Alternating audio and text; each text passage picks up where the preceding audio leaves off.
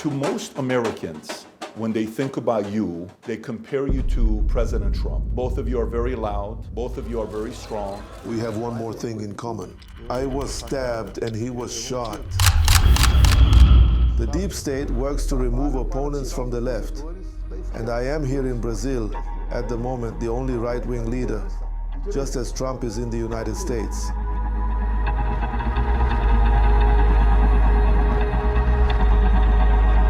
If in the US, the establishment, the left, could silence Trump to not be able to run in 2024, they would have done exactly the same thing they did to you. Our Supreme Court here is completely politicized. If Mother Teresa of Calcutta were to take an interest in most of them, she would be convicted by our Supreme Court. Do you believe President Biden and maybe even the CIA was involved in making sure you lost and Lula got back in? I was trying everything. They couldn't convict me for anything, so now they've made up a story about a coup in Brazil. We condemn the destruction, the invasion. We never did that, but it was something planned and designed by the left. My non-candidacy is a denial of our democracy. We have a video of him saying that, and it couldn't be shown. In other words, we couldn't show anything from the other side. On this side, they accuse me of everything. Xenophobic, homicidal, pedophilic, everything. If I say what I know, hours after you put this on air, I will be arrested. Is it fair to say that China would rather have Lula as a president than you? Yes, completely submissive. The corruption in Brazil. He said, if Jesus came to Brazil, even he would need to make an alliance with Judas. Yeah, that's normal in Brazil. We've always done that. The reason why whistleblowers are afraid of come out because they're worried what de Moraes will do to them. Forget the hacker, look at me.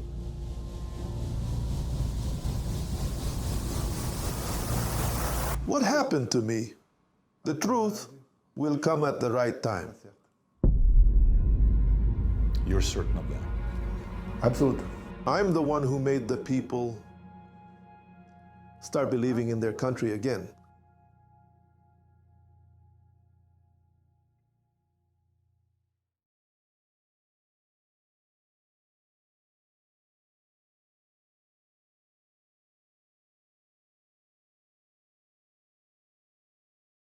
I am currently in the capital of Brazil. We just got done doing a 3-hour interview with former President Jair Bolsonaro. Incredible interview. We are at the hotel, the Royal Tulip, which is a place that President Xi from China was here just 2.5 months ago. Castro stayed here, Chavez has stayed here, Maduro, Lula, President Biden, Clinton, many people have stayed at this property. And if you're watching this video, it's because the footage has made it out and passed the customs. When we were coming down here to conduct this interview, we were given a lot of different briefing. We had to drive around in a armored truck. We came here with a team of 9, low-key, not telling anybody about the fact that we're here because they were sharing with us the fact that they don't want this interview to be done specifically in a U.S. outlet. This is the first time ever where the former president is doing a 3-hour interview with a outlet that's coming from the States. There are many people, starting with Lula, Alexandre de Moraes, Global, and many other people that do not want this interview to be done, and a lot was covered. Let me put it to you this way. If you're Brazilian, you're going to get very emotional. There's a moment where I ask him about your country because the last few days we've been here, we've gone to the House, we went to Congress, they actually showed us the place. We've gone to many different places to see the history of this city, the fact that communists built this thing many, many years ago with the intentions of knowing everything had to be very identical, not exciting to be around, just very simple, and away from everyone that if they ever wanted to revolt, if the people ever wanted to come against the government, it's so far away that nobody could do it. This is not somewhere where there's a lot of things happening here. This is not like Rio or Sao Paulo. While we're walking around going all over the place, we've been here for a few days, I'm asking people, who are your heroes in Brazil? Tell me your heroes, and I'm hearing a list of names. But it's typically Pele, Ayrton Senna, and Bolsonaro. When I'm sharing this with him, his answer, you have to watch this answer. It's unbelievable. Let me put it to you this way. My translator is translating to me what he's saying. He's crying. I'm listening to him crying. His voice is cracking. There's a guy in the room, Humberto, who's Chilean, who understands the language. He's emotional, but there's another guy named Rob, whom you know if you watch our show. He's in tears. He doesn't even speak the language because you felt his energy, his fire on what he was trying to portray to the people out there that are in Brazil, the people he loves. At the same time, I think Americans, he had a direct message in a very respectful way for his admiration for President Trump and what's going on in the States today. There's a clip I play of Mike Benz where he's talking about how USAID had their hands funding certain organizations here to prevent Bolsonaro from winning in 2022, where there's a connection of possibly CIA, Biden to the 2022 election. You have to watch it for yourself. And then as we're going through this, a lot, corruption in Brazil, discussed economy. I emphasize a lot on small business owners, but how much they pay, how tough it is. He explained how the people who are paying, they can't pay because they don't have the money. And the people that are making, it's not enough for them to have a good life with all the approval rating today for Lula being the lowest it's ever been, 24%. Again, there's a lot. But one of the things we ended up with, I met with an insider who told me certain things that happened in 2018 with a hacker who was able to tap in to the election to possibly flip some votes to Haddad, who was running at that time against Bolsonaro, and possibly the Workers' Party involvement with it. There was a very direct challenge and message to the hacker and some that are involved directly that have access to this information that Alexandre de Moraes, I believe, closed the files August 5th of 2021, if I'm not mistaken. You're going to want to watch that part. That's probably only directed to 30 of you. That could be whistleblowers or the hacker to come out. Anyways, I conducted the interview and I can't wait to watch the interview again myself. If you're an American, you want to see the people in Brazil be free, or anybody around the world, or if you're from Brazil, watch this and share it with everybody you know. And at the end of the interview, he gave me a coin that apparently he's only given to 5 other people. And on the coin, I think the only people that speak Portuguese will understand this. It's called the 3 I's. It says, imbrogível, imbrochável, and the last one, which is a legendary one, incomível. If you know him, you know about this coin, the 3 I's. If you don't Google it. You may be offended. Having said that, enjoy this interview with former President of Brazil, Jair Bolsonaro. 30 seconds. Did you ever think you would make it? I feel I'm so close I could taste sweet victory. I know this life meant for me. Adam, what's your point? The future looks bright. My handshake is better than anything I ever signed, right here. You are a one of one? My son's right. I don't think I've ever said this before. President Bolsonaro, thank you for making the time. It's great to be here with you. We've been wanting to do this for a while. We understand the politics in Brazil right now is a little bit intense, to say the least, with everything that's going on. And with you not having the opportunity to share everything that you're thinking about. So hopefully in this conversation, us and the rest of the world and your people will get to hear from you directly. I have a lot of topics I want to go through here with you. Having said that, to most Americans, when they think about you, they compare you to President Trump for a few different reasons. One, both of you are very loud. Both of you are not afraid of being controversial. Both of you are very strong. Both of you have 5 kids. Both of you have been married 3 times. First marriage, 3 kids. Second one, third one. Both of you ran as somebody that nobody thought was going to win. President Trump won in 2016. You won in 2018, right? And then in 2020, President Biden wins. A lot of controversy in the States. For you, 2022, Lula wins. A lot of controversy in the States. 2024, President Trump wins. He's a big supporter of you. Your election is not happening until 2026. What is the likelihood of you being able to run in 2026? We have one more thing in common. I was stabbed and he was shot. What should I expect from Trump? As president, and he too, for 2 years together, we had an excellent relationship.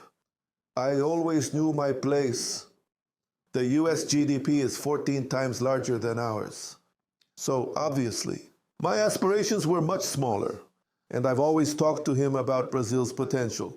We competed in some things, like, for example, in the coals, and others not at all. And they could do excellent North-South trade. It would greatly strengthen, in my opinion, the democratic world. So based on that, I would say we had a great relationship. Back there, in his last year, he had a problem with corn ethanol, and I had steel here in Brazil. And we understood each other quickly, and we solved the respective issues. We had similar dreams for the future. As you argued with me a lot about the Venezuela issue, we did not proceed because it was not reread. And also, economic issues, for example, he helped us with many things, like Brazil became a great ally country, former NATO member, interest of the armed forces. I exempted the Americans from a visa to come to Brazil as a tourist. He suspended the embargo on the meat coming from Brazil. That is, we would have started an excellent relationship if he had been re-elected. I am sure the same thing would happen to me in Brazil. Very interesting to say that. I mean, we can go through, obviously for you, your background, you came more from the military side. You were in the military, you became a captain, then you went and became in Congress for 27 years. I think the last 4 years, you and your son, Eduardo, were also serving at the same time, which must have been interesting. And then you got into politics. But the question I have for you now in 2026, okay, as of right now, the big difference between the Brazilian situation that you're in than the one he was in. If in America, they had the ability for Supreme Court to not allow the president to be on the ballot in Colorado or many other states, they tried. They couldn't because in the US, you know, conservatives had the Supreme Court 5-4 or 6-3 because the president flipped 3 seats, right? In the Constitution that we have with the Supreme Court. Here, you guys have 11 Supreme Court justices, of which the 11, 2 of them you appointed that are conservative, and the rest, I think 4 is from center, another 4 is from Liberal Party, with one of them being also considered conservative, which is Zanin.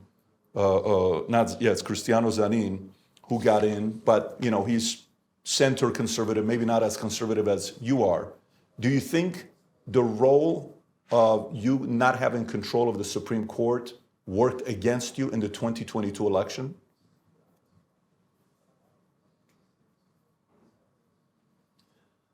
First, let me add to your first question. What do I expect from Trump and the American government? The same goes for Venezuela. Serious democracies around the world did not accept the result of Venezuela, considering that Maduro did not present the election minutes. What I hope will happen in Brazil, just to be acknowledged, elected, the one who has competed with the process, where all of the votes can be audited and have their count made public. Our situation here, it's a big black box, and also not to be accepted. Electing someone whose opposition have been silenced, excluded, for minor issues, for instance, in my case, not being able to be eligible. In other words, the system here, the deep state, works to remove the opponents from Lula or the left. And I am here in Brazil at the moment, the only right-wing leader, like Trump in the United States. I hope this really comes to happen here, from the heads of state from all around the world not recognizing an election conducted this way. The issue of the Supreme Federal Court becomes a problem in Brazil, which is where most of the ministers constantly express themselves publicly to the press, give their opinions. They even go into the Brazilian parliament to do what they want and do not want, and publicly threaten some ministers. If such a proposal goes forward, then we shall consider it unconstitutional. That's the problem we have. In my specific case, I am waiting. This last process that I am responding to, They tried every way to convict me of something and failed. Now they have invented a story of a coup in Brazil. This is a process that will drag on. I can, at the last moment, next year, register my application. By then I will definitely be there, gathering crowds in Brazil, just like I always did while president, while as a candidate back then and now, even for 2 years too. What power do I have to try to persuade the Supreme Court from the idea of removing myself from the political dispute? What do I understand? My non-candidacy is a denial of our democracy. The concept of ineligibility does not exist in the United States. They made it up here.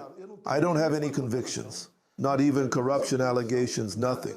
And they keep wanting to make me ineligible, to make me, because I met with ambassadors with a private policy of mine to meet with ambassadors, where I showed here the inquiry, number 1361, highlighting the inconsistencies of our electoral system, a document produced by the Supreme Electoral Court itself. Because of this, one of the disqualifications, and this investigation, believe it, Minister Alexandre de Moraes, it was a blatant inquiry. Everyone could see it.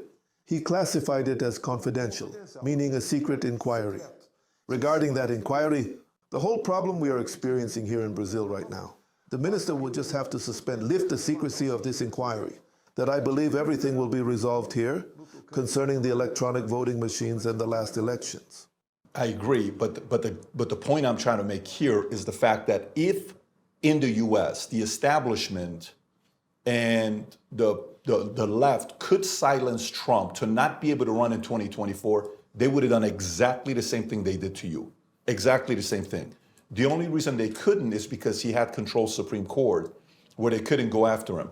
If you were to break down the difference, so for some of us that maybe we don't know the difference, what is the difference in your Constitution versus ours, and what's the difference in your Supreme Court and ours? Our Supreme Court here is totally politicized. America, on the other hand, I have never seen a minister being interviewed. The member of the Supreme Court giving an interview is not participating. And most of them there were labeled as conservatives. So it's a result that is always aimed at the interests of the people. Here, for example, how it should be in the United States. The decision is made by the parliament and the president, and the judiciary stays away. It only gets involved to settle some specific issues. In Brazil, it is completely different. The judiciary there is always ahead of the decisions. For example, I fight for printed voting, similar to what is in Venezuela now, since 2012. Because I want an additional security barrier during the election period. In Brazil, even though the Constitution provides for a public vote count, it is not done. The counting is done inside a secret room of the Supreme Electoral Court. And you might ask, how did you get elected in 2018? The answer is in that secret inquiry of November 2018, 1 week after my election. And there it is, the proof. Proof of the vulnerabilities of the Superior Electoral Court.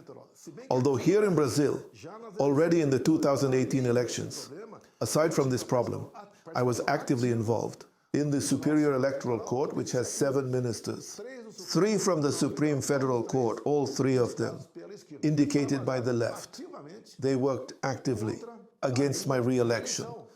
For example, I couldn't show images from Lula back there with Chavez, with Maduro back there with Fidel Castro, with Daniel Ortega, with Ahmadinejad, Lula defending Iran's nuclear program so that it could enrich uranium above 20% to create an atomic bomb.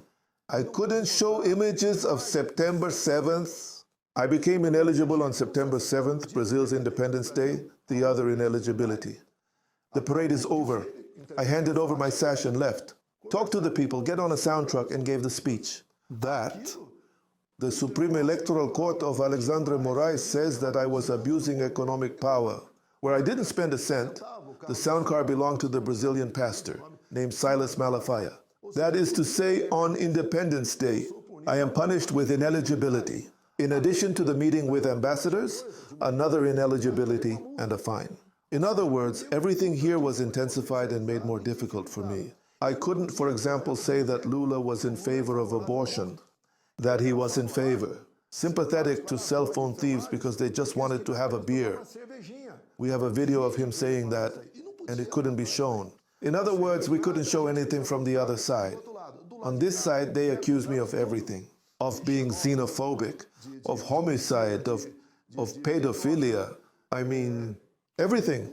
They even accused me of trying to kill a city councilwoman in Rio in 2018. And what did they discover before the elections? That the killer was someone else. I had nothing to do with it. Just the accused, the killer, lived in my condominium of 150 houses. Since he lived there, I was obviously behind that murder.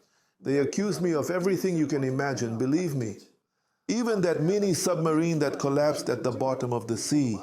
I was also mentioned as having some involvement because one of my ministers, the Minister of Mines and Energy, our only astronaut, I had a contract with that company because he studies from zero gravity to maximum gravity, and because of that, it had something to do with me. They even accused me of harassing a whale in Brazil. I am the only Brazilian citizen to have ever been sued for harassing a whale. In other words, the accusations here are varied, such as receiving a gift from Saudi Arabia, like, for example, vaccination card scam. Everything you can imagine, all they have left is the figure of a coup, because it's something that didn't happen. Just the other day, chatting with a colleague from Israel, I've made friends all over the world. He said, what is this scam that the Mossad did not know about? In other words, Brazil is what you see now, and now the Supreme Court.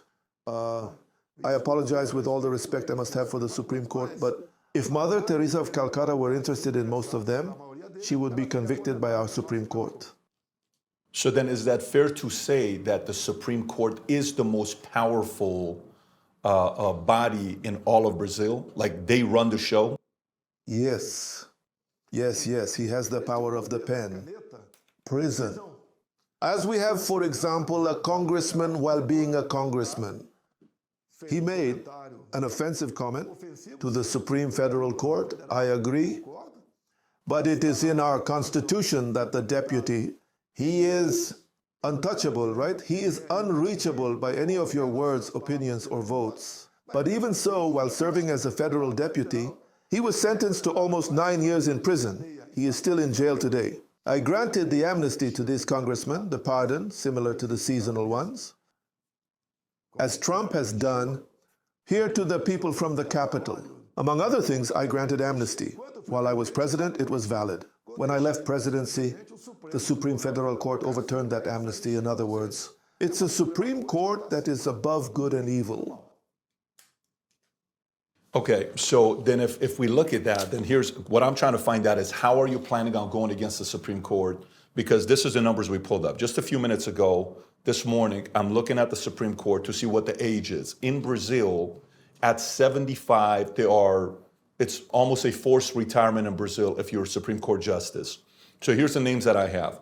Luis Roberto Barroso, he was appointed by Dilma, he's on the left. Edson Fachin is 67 years old, Luis is 66 years old, so they both have 10 more years left roughly. Edson is by Dilma, left. Carmen Lucia, 70 years old, Lula, left. Cristiano Zanin, 49 years old, center conservative, but appointed by Lula. Guilherme Mendes, 69 years old, and appointed by President Cardoso, left. Casio Nunes Marquez, appointed by you, 52 years old.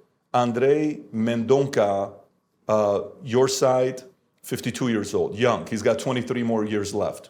Alexandre de Moraes, 56 years old, from the left, Temer. Diaz Toffoli, 57 years old, left.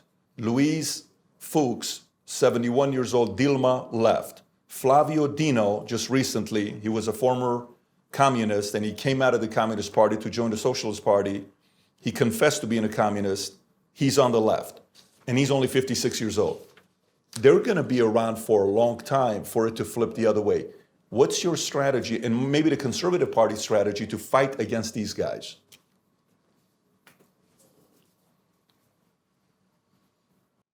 what some people say. I have no doubt that if I become eligible, I am president. Right? An alternative someone might have. It needs to be discussed. It's the increase of the number of ministers. We are not going to hunt anyone. Unless, obviously, that with a strong Senate, due to some failure, this process exists. From my side, there's no intention to pursue any minister or go after any minister. I fight here for a strong Senate that's independent, to be able to show everyone else in Brazil that regarding what concerns them and what is in the Constitution, if they make a mistake, they will face a lawsuit there. So much so that, what have I been saying? On some TVs, radio, and my travels around Brazil, give me 50% of the representatives and 50% of the senators in 2026. So I'll change Brazil. There's no way you can change. Nobody wants to change through acts of violence, as I was accused. Even without any violence, nothing concrete against me. They accuse me. I wanted to stage a coup in 2022 and 2023. The capital there, January 8th here, are coupists. That doesn't make sense. And so this is how it is. Now, even so, a poll just came out on the 18th of this month. It's from February, where I am 5 points ahead of Lula. And more people were tested with Lula for the second round. Just one other person nowadays would win against Lula, and she's my wife. She does not have a political role in Brazil. She is a discreet person, Christian, who took on the role of the female liberal party, and she travels around Brazil talking to women. So she has this potential because of her ability to express herself. Given the surname, obviously, that helps. At the moment, she could beat Lula too. They can even make me ineligible. But I have other tricks up my sleeve that will appear as time goes on for us to reach the presidency of the Republic. I'm sure this has everything it takes to succeed, especially because, unfortunately, through the suffering of the people, since the Brazilian economy is becoming a disaster, they will not vote for the left or the Workers' Party anymore. Yeah. So to me, I think for you have a bigger challenge to overcome than in the States, because in the States, again, President Trump had Supreme Court because he flipped 3 seats, which was very big, never had been done in the history of America. That was a very, very big deal. And the only reason I'm sharing this with you is for case study. Like, you know, what's happening with him, it's happening with you to see the case study. In-house in America, House of Representative Congress, we have 435. You guys have 513. We have 100 Senate seats. You have 81. The House here, based on the folks I'm talking to the last couple of days while we're in Brazil, roughly 110 to 130 in House are on your side. 110 to 130 are on your side. On the Senate side, it's only 22. So if you only have 22 Senate out of 81, it's roughly a quarter.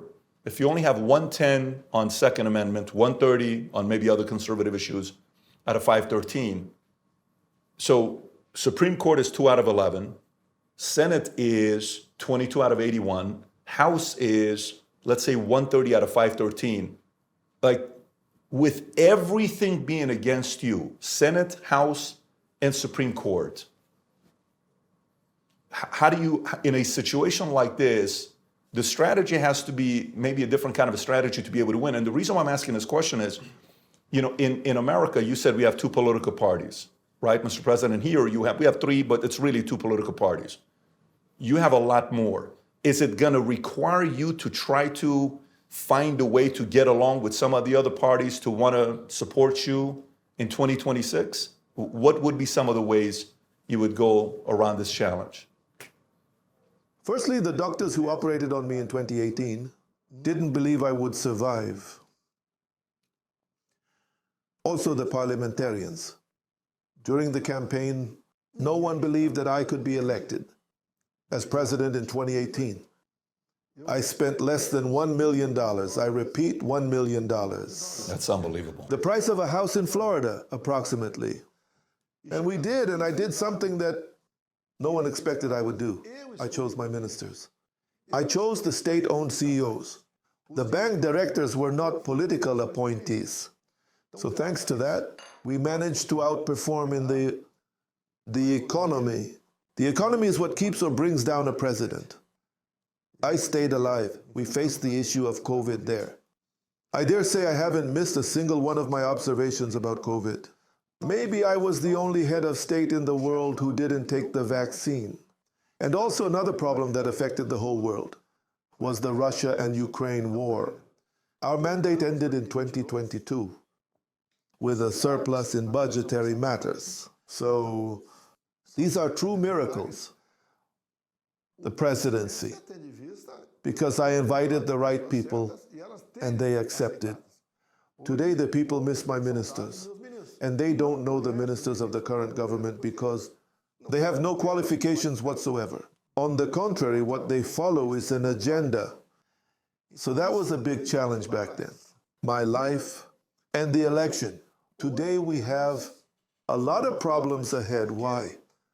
The opposition to me from the judiciary and a large part of the media as well. I ended the harmony where everyone here got along and cooperated. I put Brazil on the right track. Take the port of Santos, for example. I inherited with an annual debt of 500 million reais. That's roughly 80 million US dollars. And I handed over with $80 million in losses. And all the state-owned companies, when you take the Santos harbor, the difference is 1 billion reais. That's roughly $140 million. Somebody who used to take this money stopped liking me, started to hit me, to attack me, to persecute me, to slander, to make fake news. We overcame all those obstacles. The most important force that exists in Brazil, it's not the parliament, the presidency, or the Supreme Federal Court. I understand. That is the popular force. I'll go back now.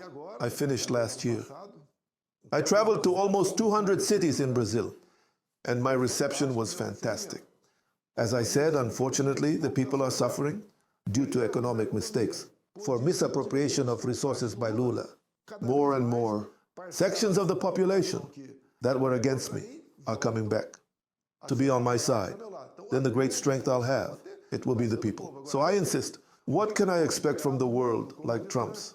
I hope, I say it again, that he only recognizes elections that had a safe criteria, were auditable, and where the opposition, in my case, don't leave it aside, don't ignore it, through political processes, as I am suffering at the moment in Brazil.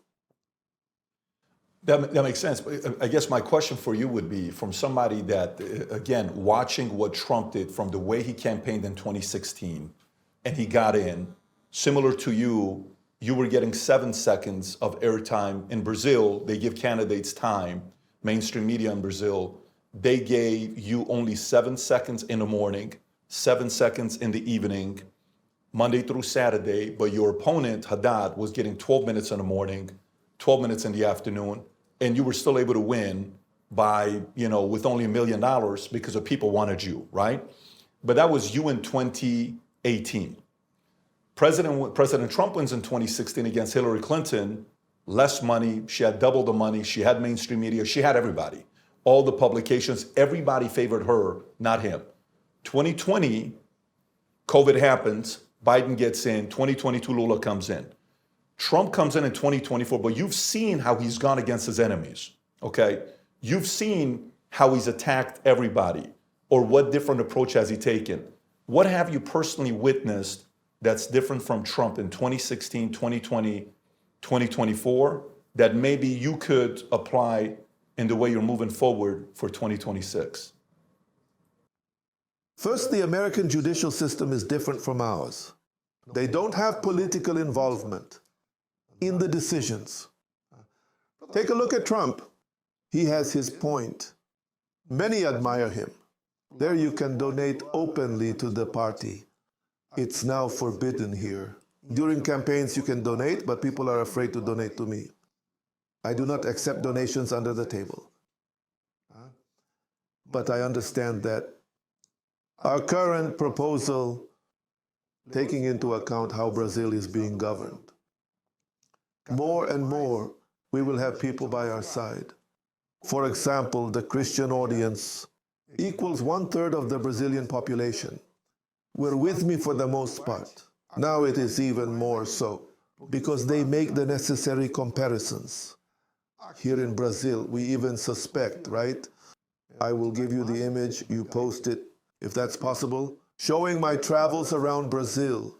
Many sectors of society, like agribusiness, which make up 1/3 of Brazil's GDP, come from the countryside. These people fully supported me. Christians, more than 80% are with me, integrating the armed forces, not explicitly. But the crowd's vibe, they sure like me. Security forces, military police, civilian police to the northeast. A construction project was stalled for 10 years. We delivered water to the northeast. No corruption. We invested a lot here in infrastructure with limited resources, but without any misappropriation. Through my minister, Tarcísio de Freitas, who currently, given his work as a minister, he is from Rio de Janeiro, but was elected governor of the state of São Paulo and is doing very well there. Like other people, we have been making leaders across Brazil. I know several of our candidates. You take Nicolas Ferreira, Gustavo Gayer, Eduardo Bolsonaro. You can take Sanderson. Suco in Rio Grande do Sul. You take André in Fortaleza. Alberto for the state of Amazonas, and many more across Brazil of young people. More than 100 active young people. We elected the city councilors last year. You will not find anyone on the left with that ability to engage and communicate with the people. I've always been careful to separate what is good and what was not very good. I kept it to myself, and we helped to form these leaderships. Above all of that, I'm sure that this campaign of 2026 will be much better than the one in 18 back then and the one in 22, that we are convinced that something happened. That's why I always say, I hope the Supreme Electoral Court removes the secrecy of inquiry 1361 from November 2018. Let's put an end to any doubts about the ballot boxes. Well, as I already told you, I'll say it again. The suspension exists for much of the Brazilian operation. If you only suspect, what does the press say here? That you are attacking the ballot box without evidence. But the press itself is afraid to ask the Superior Electoral Court for an investigation that in 3 pages decides what happened here and clear it up in the year 2000, 22, and also in 18. Well, after all that, I have to trust my country. December 30th, 1922. At the end of my term, I went to the United States. I went as the President of the Republic. And I stayed there for 3 months. I had the right to have stayed there longer, but I decided to return, taking all possible risks. Nowadays, a large part of the population is convinced, is certain, if I had stayed in Brazil on January 8th, when there was that invasion here in the Three Branches Plaza, I would have been arrested that same night and would still be in jail today. Because the next day, Lula, who always sided with the dictators and supports Hamas, supports Hezbollah, posing as a great Democrat, who has made that the January 8th meant to be proof that I wanted to overthrow the government, that I wanted to carry out a coup d'etat right there at Disney with Donald Duck and Mickey by my side. And without money and without me being organized with any authority or entity in Brazil. They thought back then that the thing in January was proof that I wanted to overthrow the system in Brazil. That's why they kept 1,500 people in prison for months. And now they are being sentenced to up to 17 years in prison. There is no coup. A coup happens to a person, an authority, not on buildings like it was done here. And we condemn the destruction and invasion. We never did that. But it was something planned and designed by the left. I'm going to say a word and you ask me.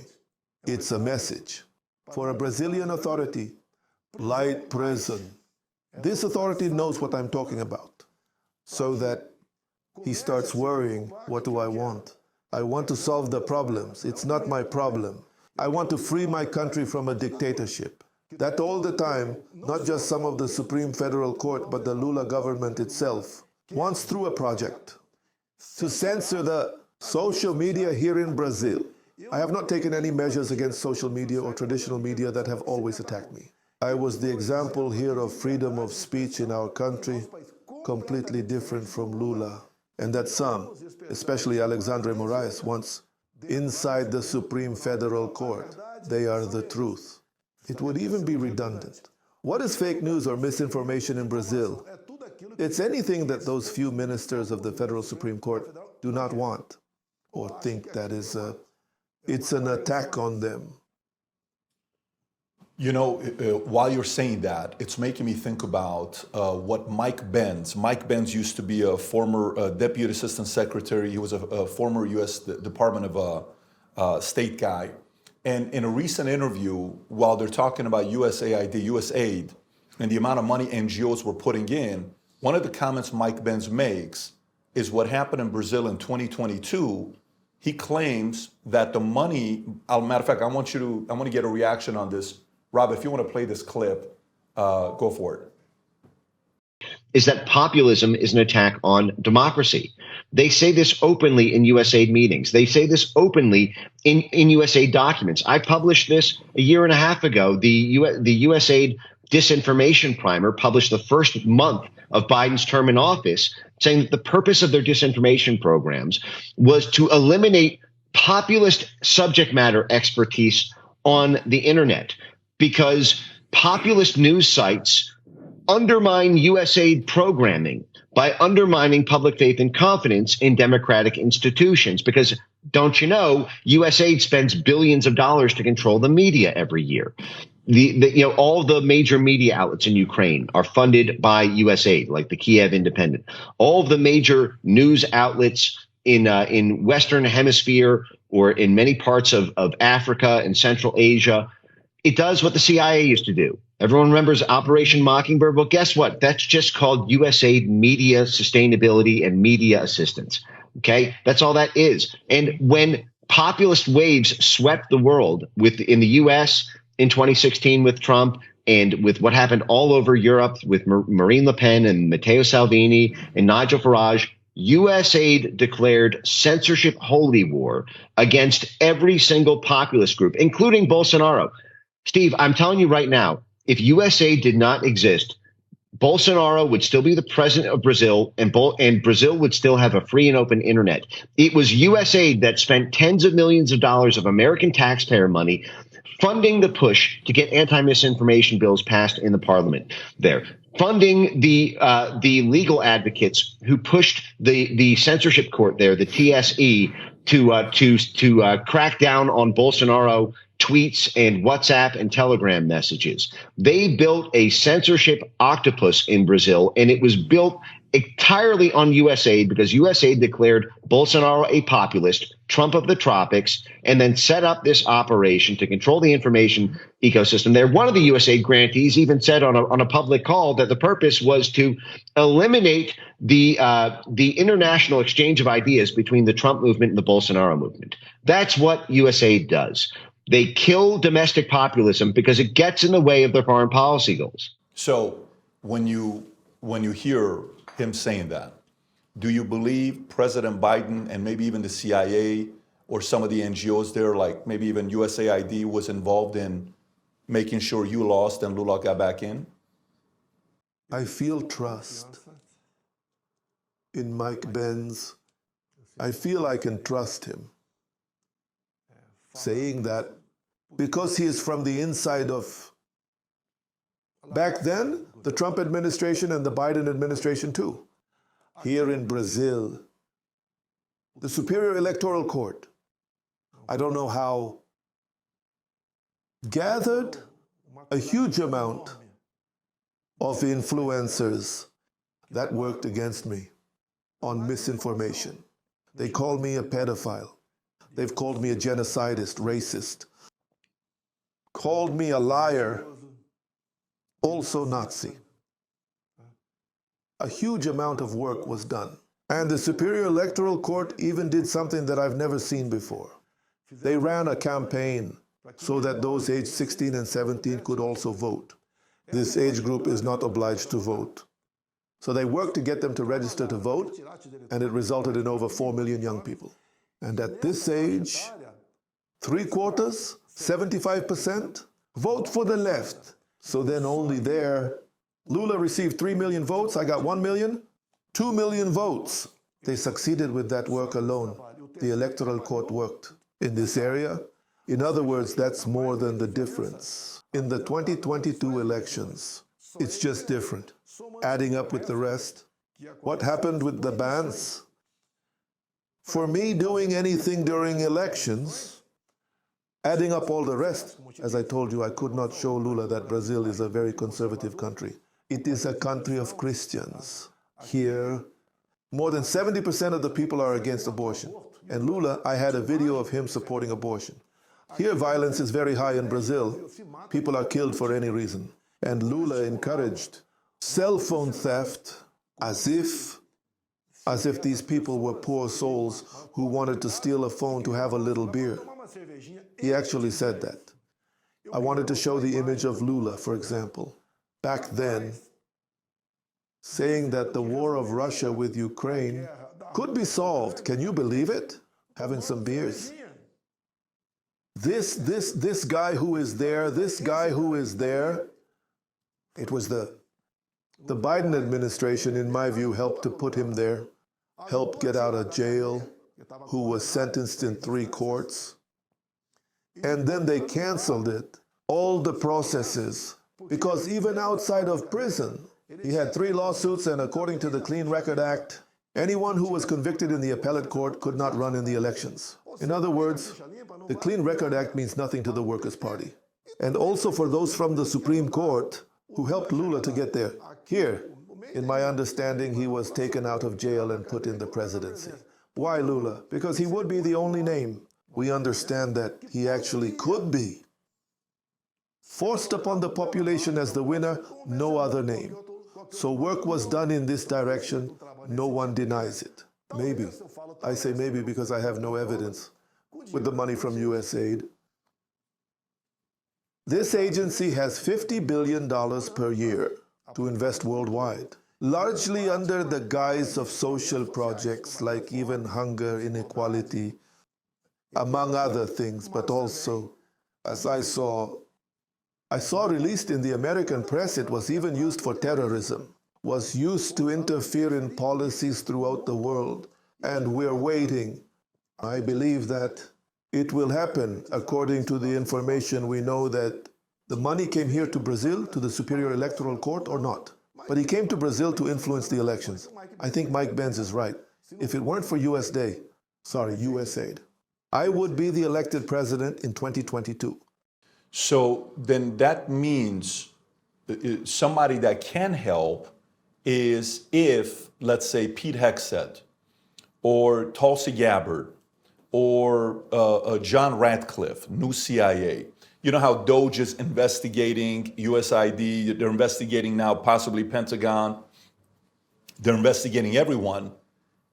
If they were to investigate to see that communication took place to help making sure you lost, and that became public, say if the US reported on the communication that they were involved in that, if they were, how would Brazilians react to that? If they found out that there was an actual attempt to make sure you lost in 2022? That would be fantastic. Once the resources were checked to help Lula getting elected, and this information becoming public, more and more the people will be on our side. We would have a way to demand, if this happens, the annulment of the elections. Right now, all I have is the people on my side. God, which is more important. And by coincidence, the advantage of Trump, of having a special assistant, Elon Musk, to go and drag the swamp, really dive in the deep state, which we call the system here, so that all this rot comes to the surface.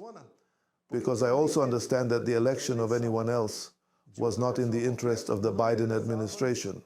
They were interested in the puppet that is Luiz Inácio Lula da Silva. who is there ruining our Brazil. Some even doubt if he will hold on until next year. If there is a way for Brazil to get out of this swamp that keeps sinking deeper, especially on the economic issue, what I would like is that the American government would do what was done with Venezuela. It is very important to only accept the election, recognize someone as elected in a clean, transparent, and auditable electoral system. And the opposition should not be excluded by ineligibility processes or even convictions by courts that everyone knows have a leftist bias here in Brazil, unfortunately. Why would President Trump be interested in that information being public? Meaning, how does President Trump right now has a lot of different issues he's dealing with. And he's the hardest working man in the world right now. The amount of executive orders, everything he's doing, no one's working harder than him anywhere around the world. His life is public, everybody sees it. Why should Brazil, out of all the things that they're dealing with, be a top priority to investigate and kind of find out what happened here in 2022? The American politic itself. In Brazil, almost all the administrations before mine always accused Americans of being imperialists. If America really wanted to be a conqueror and gain territories, after the Second World War, they would have gained a large part of the world. And they kept absolutely nothing for themselves. Trump understands, as does a large part of the American people, that freedom of expression is the foundation of democracy. Like, I heard Vice President Vance speaking in the European Parliament. I found his position fantastic. He talked to the Europeans about what the United States is and the lengths they went to continue helping, as long as the Europeans understand that this help really matches what part of the European population wants. Because if the Americans, the United States, leaves NATO, Europe stays there. It becomes vulnerable to many things. We don't want that. It's like a game of war, a popular board game here. 40 years ago, I used to play it. Now I haven't played in a long time. You have to conquer. Countries and continents. Here in South America, the largest country is Brazil. If the enemy in the game of war conquers Brazil, they conquer South America. The enemy, as I see it, has already gained Venezuela. Russia is there. China is there. It's the country with the largest oil reserves in the world and other resources too. That's why some foreign countries are interested in maintaining a foothold in Venezuela, and Brazil might completely shift to the left, just like Venezuela. Besides being a problem for us, it is a problem for the world. If a quarter of Venezuela leaves, okay. Now, if a quarter of Brazil leaves, it would be 50 million people who would go somewhere or try to enter somewhere. It is a serious problem for the whole world. I thank God for Trump winning these elections because there is hope for us. I don't want to... Who am I to give opinions or demand or advise Trump? Who am I?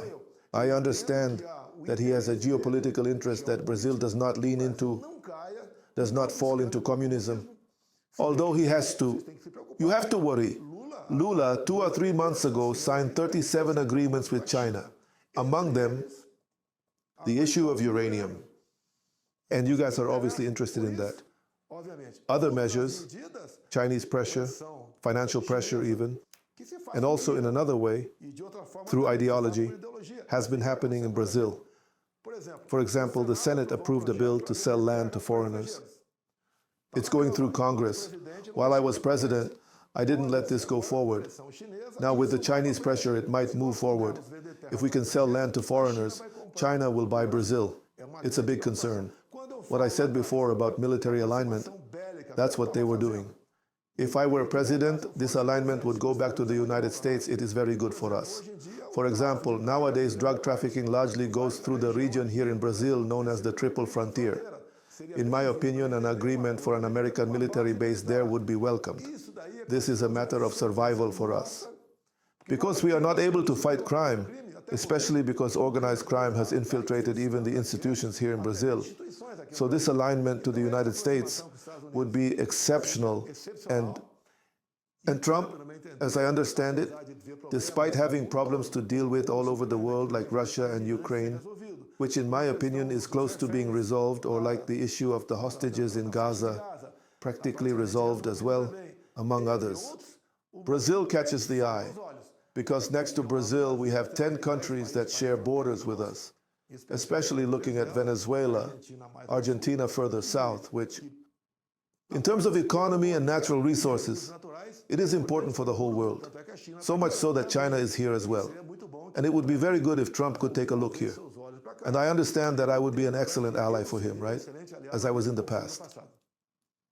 So that makes sense. Is that kind of how President Trump was aggressive with Panama? Because China was starting to have a lot of control over Panama, and Panama eventually said, we don't want to have the amount of authority that we're given to China. They backed off. And this could go with a couple other countries that is also spoken like that against as well, threatening with tariffs, threatening with different kind of things. One of the numbers I noticed, I saw on some of the charts we were looking at, is how many Brazilians now live in China. Brazilian citizens moved to live in China, and they got visas, roughly 711,000, and it's increased by 321%. Even some entrepreneurs and business owners leaving to Paraguay. We saw a number of, I think it was 175% grown in numbers there, with even numbers of 263,000 people going to Paraguay because they see more opportunity there. Are you seeing, with the current climate of the economy, a lot of folks leaving Brazil to other countries because they see better opportunities? First, Panama. America built that. Thousands of people lost their lives there. And you handed it over to Panama. When Panama flirts with China, I understand that Trump is right to claim that if they want to give up control of the canal, let the priority be America and not the Chinese. So I think Trump is right. So much so that his administration quickly backtracked on the previous agreement with China. I'm also in favor of the American immigration issue. Over there is your land. If you enter my house, what to do? It's the United States. You go there legally, it's okay. If you don't, out. If the American government doesn't want them there, they have to leave. So America does it right. Even the legal Brazilians support this, because I was in Florida talking to people about this, and since way back then, it was discussed. Then there's the issue of China. China plays silently. They already bought here. We have 3 niobium mines in Brazil. Catalonia in the state of Goiás already belongs to them. They want to buy Araxá, Minas Gerais. There's the 3rd mine left, region of Seis Lagos in the Amazon. I had talked with Trumo about this area. It's an indigenous reserve, but sooner or later this indigenous policy has to be revised here. When Trump won the elections, in one of his speeches, he says he was going to drill, that is, extract oil. Right? The willingness, including indigenous reserves, including areas under environmental protection. In Brazil, it would be the same with me. With strong numbers in Congress, say 50% of the chamber and 50% of the Senate, I'd have the power to decide on indigenous reserves.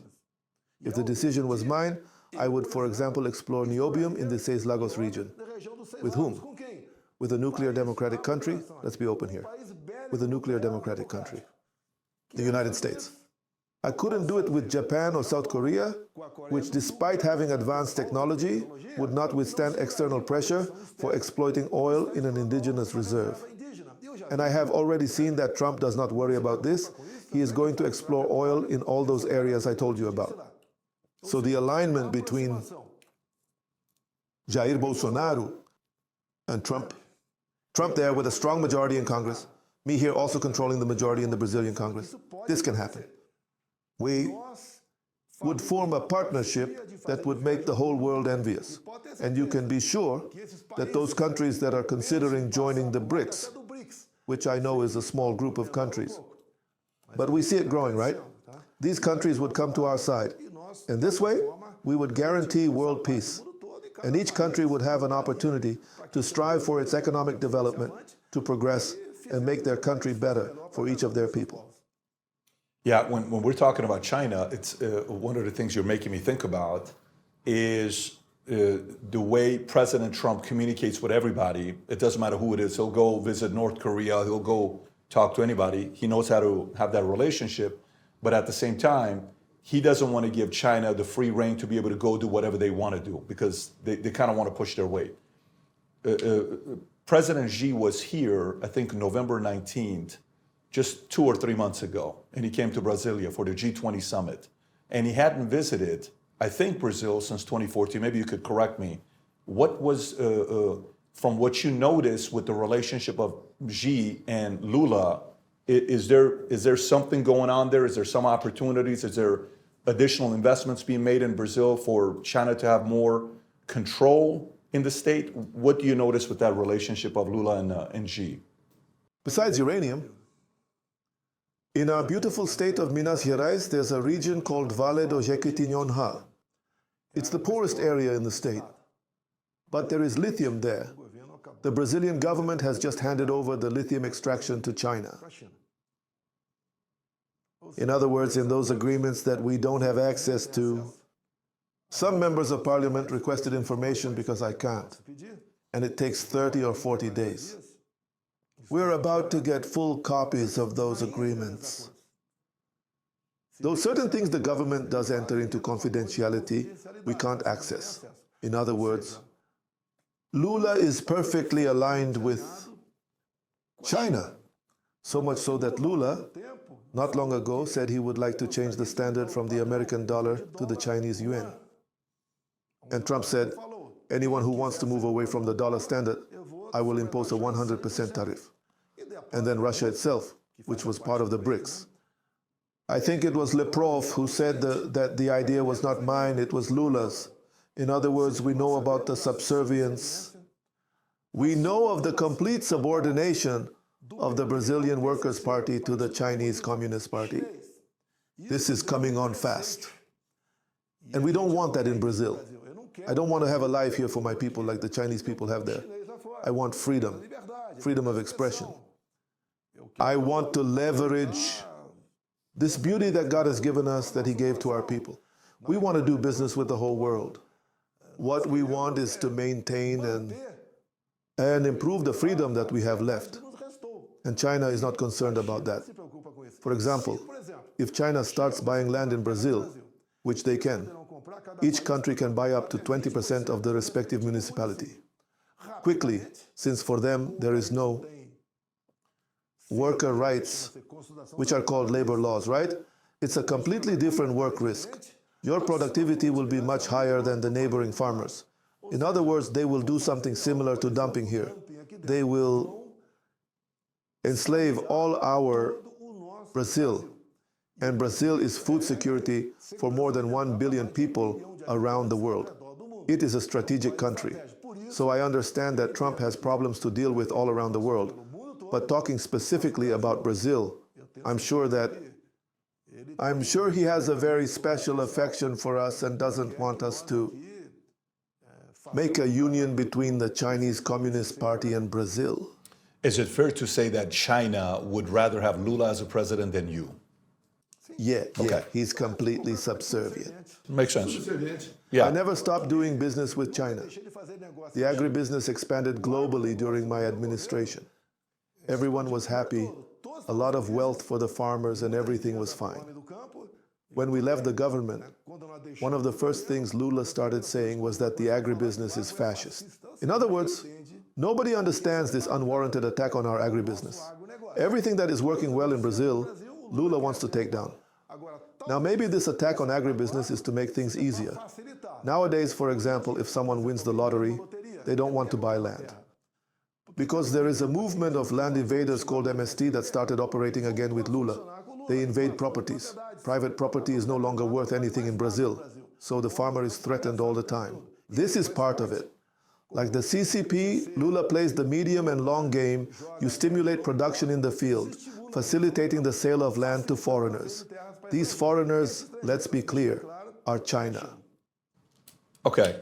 So I have a few other questions on this. We'll come back to this, but I want to go into the economy today in Brazil. When you look at the economy today, Lula, when he was a president from 2003 to 2010, when he left, his popularity was at 80% when Lula left. Popularity 80%, approval rating 80%, and then obviously Operation Car Wash, he goes away. Alexandre de Moraes goes and brings him out because they didn't have anybody on the left to promote. And he goes out there and he wins. He becomes the president. Everything's going to be great. Everything's going to be fine. Today, in December, his approval rating hit 35%. Today, it's 24%. This is the lowest it's ever been in Brazil. So even there is videos of when he goes to the house, everyone's booing him. He rarely goes to the house. Yesterday, we had a chance to go visit the house and the Senate here in Brasilia. And while we went in, we're looking at the building. This is one of the examples of him walking in. Rob, if you want to play this clip.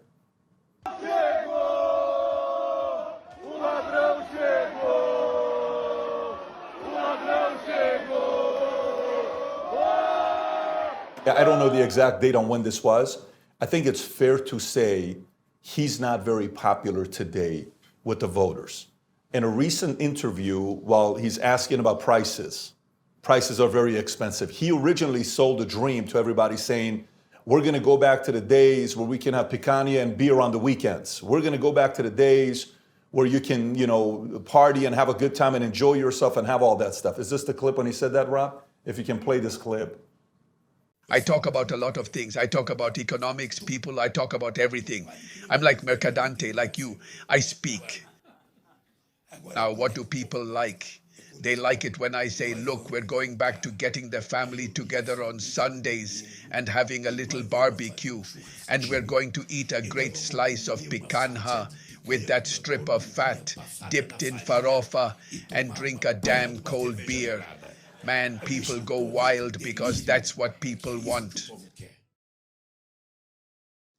That's not fake news. That's not a lie for the Brazilian justice. I myself would call it a farce, a cowardice, because unfortunately, there are many people who believe in it. And here we are. From the moment when he gets cozy with dictators around the world, when he says that Hamas is not a terrorist group, the democratic world is moving away from us. No one wants to invest here in Brazil anymore.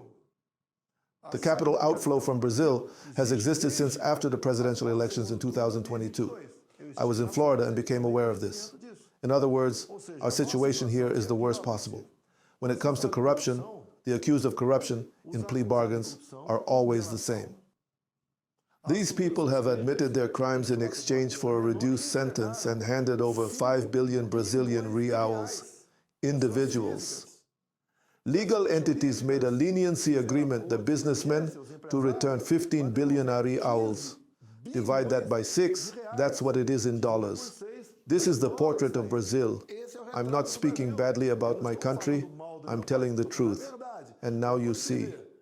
A scoundrel like that, Lula da Silva, lying about barbecue, picanha, and beer to win elections.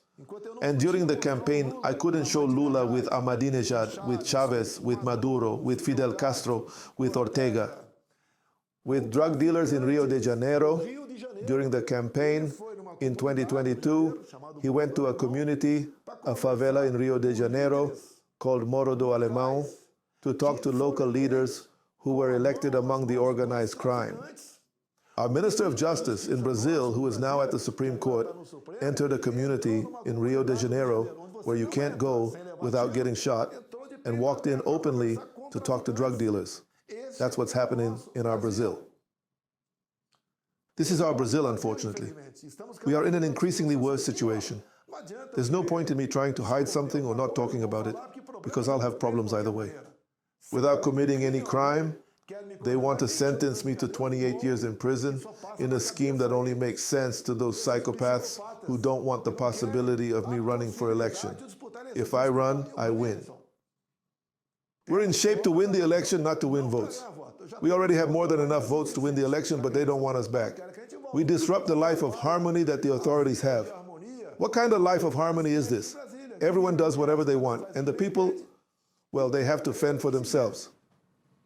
Well, I mean, the good thing is the fact that these videos out there for people to see, to know what he said, right, in the past. Here's another one where he's talking about folks who can't afford groceries today, right? Instead of saying, hey, let's find a way to improve the economy, he's saying, don't buy it.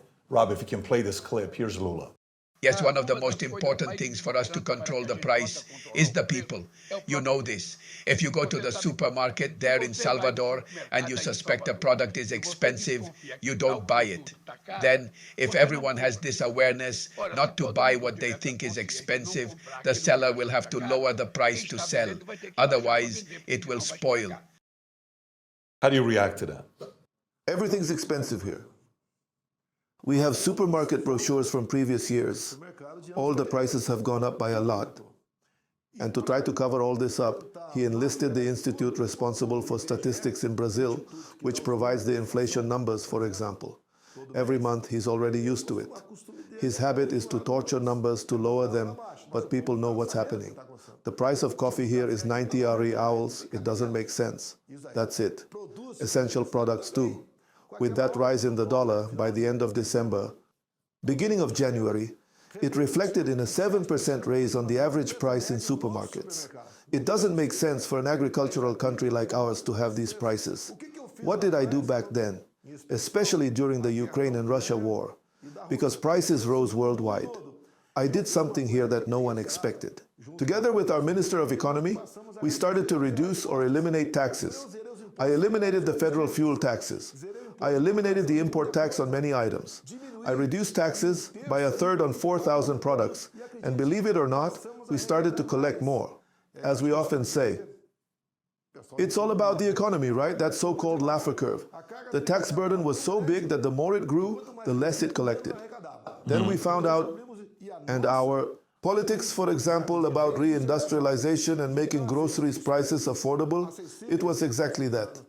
Fuel prices affect the final cost of these products because of transportation in a country as large as ours. We did what was needed. Now, I'm sorry that the other side here lies all the time. You can see in 2018, Lula was convicted in the state federal court. He got authorization, the passport to go to Ethiopia. Me, without conviction, could not go to the United States. And Lula's most important panel from 2018 is the following. United Africa. Is Africa here? To eradicate hunger once and for all by 2025. It's always the same talk, stomach. It's about the poor, about social projects, it's barbecue, it's beer. Now I believe that this phase of lies, people are starting to realize what's true. Although a large part of the population can't really understand who is right and who is wrong. And they are just now understanding that socialism will lead everyone to misery, as is true here in Brazil. Socialism, communism is turning all the equals in Brazil into misery, to the bottom, unlike capitalism. With me, at the end of my administration, among other things, we have a lot of informality in Brazil's job market. It also exists in the United States. But the informality there is different from here, right? But we were at full employment in Brazil practically, combining formal work, informality, and the people receiving social benefits. Now, everything went back, is going backwards. In Brazil, although at first it started collecting more revenue, considering the increase in the tax burden, entrepreneurs are investing less and less here, taking their investment money abroad. Oh, and that's one of the reasons why I asked you if the visas are going to China, Paraguay, other places. And I want to get into the business owner, but how bad can this thing get until the people finally say we're done? And has there been any conversation about impeaching Lula or not yet? No, the calendar does not allow for an impeachment now. If you start an impeachment process now, first you need popular support. For now, the people have not woken up to this, and this process is lengthy. We have the movement now, on March 16th, where I said that I am against impeachment, because if it were to happen, if everything goes well, it would happen around the middle of next year, already on the eve of the elections, and we should strengthen our work here for amnesty. We have mothers with children 3, 4, 5 years old, imprisoned. I was accused of being a coup plotter. It's absurd. It was similar to the Capitol. Although there, people died, here, no one died. No one wanted to stage a coup here on Sunday. Humble people. We have collectors who were imprisoned for months. There is a mother who has 100 children whose husband is sentenced to 14 years, a fugitive. Nowadays, Brazil has a huge problem with political refugees in Argentina, fleeing from Alexandre de Moraes. In fact, fleeing from 5 criminal charges. One of them being an armed attempt to change the democratic rule of law. No one was found with any weapon. They are humble people, which don't have the capacity to understand what a coup d'etat could be, what the seizure of power could entail. It is cowardice, and they condemn these people to absurd sentences to get to me and give me 28 years in prison. To justify 28 years in prison for me, without any evidence, just narratives. I wasn't in Brazil at that time.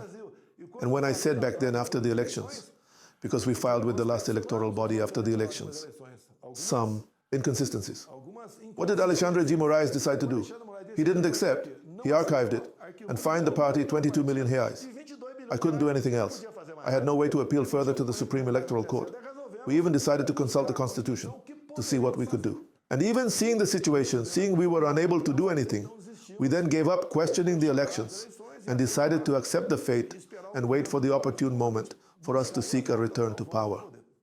So let me ask you, then who would you say is the most powerful individual in Brazil today? Is it Alexandre de Moraes? Is it maybe Gilberto Kassab because he's from the center and maybe Lula needs him because the economy is so bad so Kassab can kind of use the leverage to not give him what he wants? Or would you put it still more power on Globo, the media company? Who would you say, like, for example, Yao Roberto, I think his name is Marinho, Roberto Marinho, yeah. Who would you say is the most powerful person in Brazil today that has the most control?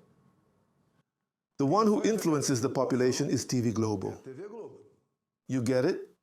But TV Globo just wants money. They didn't have money with me. All right, Kassab is a politician, heads a party, and it is common for parties here to seek space in the government.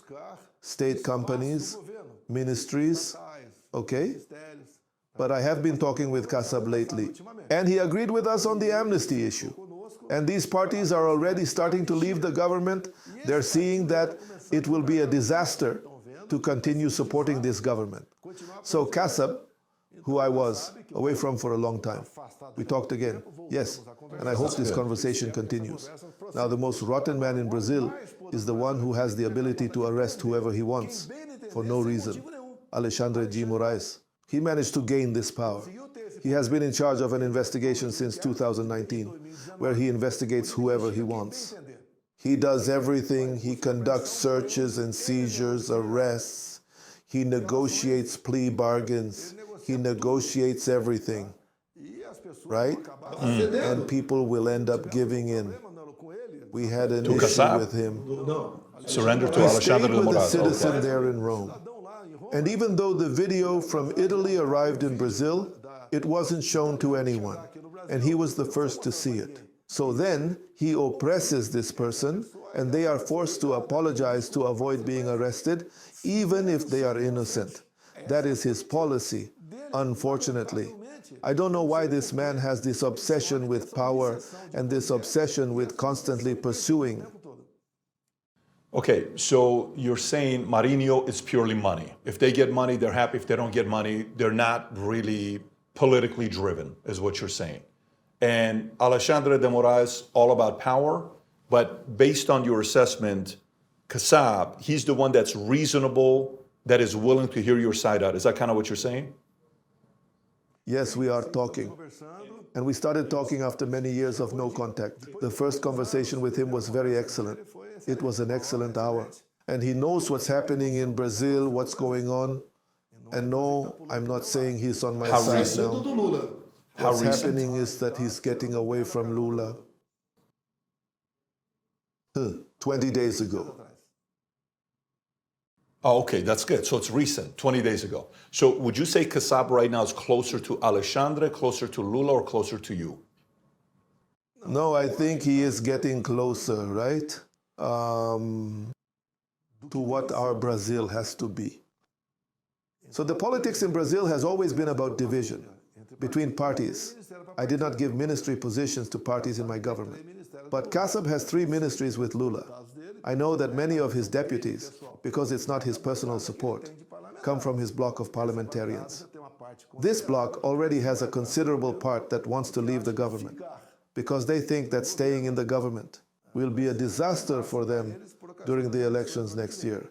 And I usually say that Kassab is not coming to me, nor am I coming to him. We are talking. We are understanding each other. We have no other way to work together for now. He wants the growth of his party. I want the growth of mine.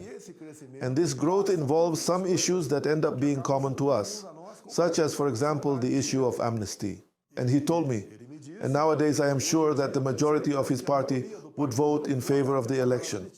And I dare say also that nowadays that we already have votes in the chamber to approve the amnesty. We cannot wait for someone from the right to be elected in 2026 to grant amnesty in 2027. Because I always say, every second for these innocent political prisoners is an eternity. Does Kassab fear, and by the way, just for some people, Kassab was the former, I think, the mayor of, was he the mayor of Sao Paulo? Kassab was before, and yeah. So does Kassab, is he untouchable, or does he fear Alexandre de Moraes coming after him? Because they're going to see it, right? Kassab's going to see this, Alexandre's going to see this, everyone's going to see this.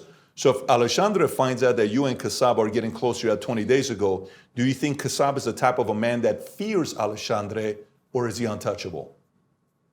No, I don't believe that. What I've told you here is already news. Kassab himself has already signaled on the issue of amnesty. He's already signaled. Nobody will be powerful forever. History shows us that. The Lula government. It's collapsing. Okay. He had a base, a very large base in the 5 regions of Brazil, and it is the Northeast. By coincidence, it's the region of 9 states where the Workers' Party and the left have dominated for more than 20 years. It should be the best region in Brazil, but it's the worst. In fact, we can prove this by the migratory flow. Look, it is a region that's most difficult for employment, most difficult in terms of security, education, is the Northeast. And it ended up being that this region became a hostage. Or a very friendly region, the government does not care about the lies it tells, like the beef issue. It's like that couple that fights all the time, but once in a while, when one has another interest, they kiss and make up. And he, in my opinion, is done. Those lies he always tells, he has been telling them since his first election in 2002. Got it. Okay, and would you say Kassab right now has the biggest political party, or would you say who has the biggest political party right now in Brazil? There's a lot of them. There seems to be around 20 of them. You think he has one of the biggest ones? The largest party in the chamber is my Liberal Party, but in the Senate, it is the Social Democratic Party from Kassab. Actually, a senator should be coming to us very soon. We are going to tie with Kassab in the Senate. But you know, a lot of his people vote for us. Vote for our proposals. My party has 95 federal deputies. We have approximately 140 deputies, adding up from other parties that are with us.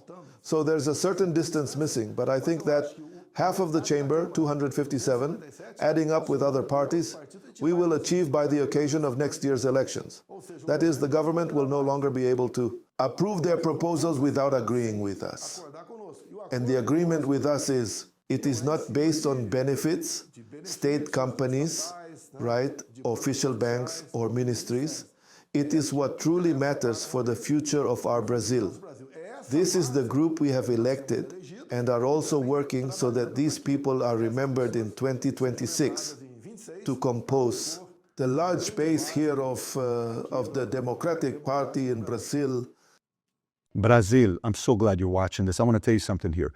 Do you know what's the one thing tyrants or criminals in politics, in your government, you know what's the one thing they hate? Is for the people to have hope. It's been said, man and women can live 40 days without food, 4 days without water, 4 minutes without air, but only 4 seconds without hope. When I was in Brazil, we had dinner with Nicolas Ferreira. And while we're having dinner, we gave him a shirt and we took a picture together. It's called Future Looks Bright with Brazilian flag. I would love nothing more than to see thousands and thousands of people in Brazil to wear a shirt that says Future Looks Bright with your flag. Just for Brazil, we made these custom shirts for you. If you want to inject the spirit of hope in Brazil, go place 1 order, 2, 3, buy it for your peers, your family. Click on a link below or go to vtmerch.com and sport your Future Looks Bright shirt in Brazil. Let the dictators, let the tyrants get so angry the fact that you are optimistic about the future. Have you ever read the book Team of Rivals? I haven't. So it's a book written by, it's a book about Abraham Lincoln, how he was able to get the rivals to work together in order to win. I think it would be a very good book for you to consider reading. I'm sure they have it translated. It's that book right there. It's The Political Genius of Abraham Lincoln. The reason why I'm bringing this up, I think it's a perfect book for you to read today. But the reason why I'm bringing this book up is one of the things that I personally watched President Trump do in this last election. He started building alliances in ways we had never seen before, okay? Just a year and a half ago, even some people that were former, big fans of President Trump, they said, well, he's not going to win. It's going to be DeSantis. It's going to be somebody else. They were going on somebody else because they did not think Trump stood a chance. But Trump was able to put a coalition of people together. He brought in Tulsi Gabbard, who left the Democratic Party to come to him.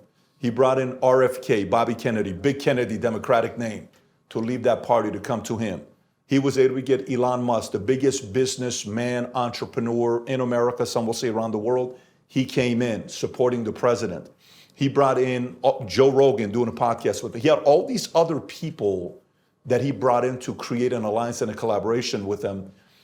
Who are you working with where maybe they were against you in 2018, 2022, where now they're coming up and saying, hey, you know what? With everything that's going on in Brazil today, we miss Bolsonaro. We wish we had Bolsonaro. What major influencers in different industries, maybe politics, business, entertainment, are getting behind you? I could not say their names, obviously, but even people from the Supreme Court, different from the 2 I nominated, have talked to me. From the left? Yes. I get support even from the left. I don't see the Supreme Court as enemies. I want the Supreme Court to do its job as any Brazilian does, right?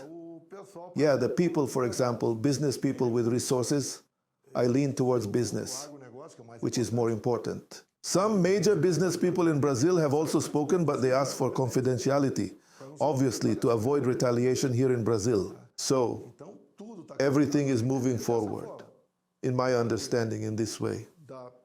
You can see from the second to last poll that had me ahead of Lula, the last one now on the 18th. It also widens the margin for Lula. And the polls here, like the ones they tell me about in the United States, right? They were never very favorable to Trump or Bolsonaro, right? It means that if I'm 5% ahead, I'm at least 10% ahead. And the population, part of the population like these business people, agribusiness people understand that. And what do they want? It is for Brazil to return to the economy it had with me, with the team I had with economist Paulo Guedes, which cannot be compared to Haddad's team. They want a central bank like, for example, with Roberto Campos and not like the current Galípolo, who is the nominee for Lula. They want ministries that solve Brazil's problems and do not keep delaying in exchange for a signal from the business sector to perhaps seek their solution. What Brazil returned to, which Lula said would return, was neglect. If you look at the pension funds here, Almost all of them are heading towards insolvency, like one of the latest now announced, which is that of the Postal Service and the Bank of Brazil. We saw billion-dollar losses last year, and the same happened to other funds as well. It will reach a point where the government won't even have money. Won't have money to pay, for example, public servants. But at first, who will suffer? Those who receive, for example, government social projects like Bolsa Familia. And Lula will always blame someone. He is sending a project now, wants to send a project now to Parliament about tax exemption for those who earn up to 5,000 reais. I will only be able to talk about it because I saw the project and I want to see, for example, how that first problem there, the municipalities keep a portion of this income tax, which would now go to the worker. What is the compensatory source for this? Will the municipalities object? I think the proposal for tax exemption up to 5,000 reais is welcome, but we should see the project as a whole, not just a part of it. And what the government wants the most, we take a position on this for them to say, look, we wanted to exempt from income tax those who earn up to 5,000 reais, which is a part of the population. But Bolsonaro's party doesn't want it. I won't give him that opportunity. I do want it, but I want to see what's the catch, right? What he is imposing on this issue. What I intend if I return is to change only one article of the Fiscal Responsibility Law. I have the right to reduce or eliminate taxes without finding an alternative source for what the government stopped collecting. For example, the Trump administration. What did he say back then during the elections? He had 4 pillars. The first is deregulation. I revoked 5,000 regulatory norms. He talks about debureaucratization. I transformed the Brazilian government into the second most digital in the world. He spoke about reducing the tax burden. I reduced taxes on a multitude of products, including fuel-related ones. And he talks about the energy shock, drilling indigenous reserves, and areas also with environmental preservation. We back then, we agreed here, for example, on the construction of offshore wind farms on the coast of Brazil, which is different from the United States. There they have gales, they have typhoons, here we have nothing. And there is a constant wind. Energy generation with private sector money, we agreed in 2022. It's the equivalent of 50 Itaipus. Just as we agreed, for example, on the exploration of uranium in Santo Antonio do Salto in Ceará, which the government now seems to have handed over either to France or China. The issue of rare minerals too, such as the issue of lithium, which is very important there in the Jequitinhonha Valley, that from what I have learned, it just needs the final confirmation, handed over for Chinese exploration. And I wanted to do a lot of things, intend in the future to do with the United States, which I prefer to be aligned with a democratic country that has freedom above all than with a country like China. So just real quick, when you said he was trying to prevent people from paying taxes under $5,000, was that your idea or was that Lula's idea? Yes, the idea was mine back when I was a candidate.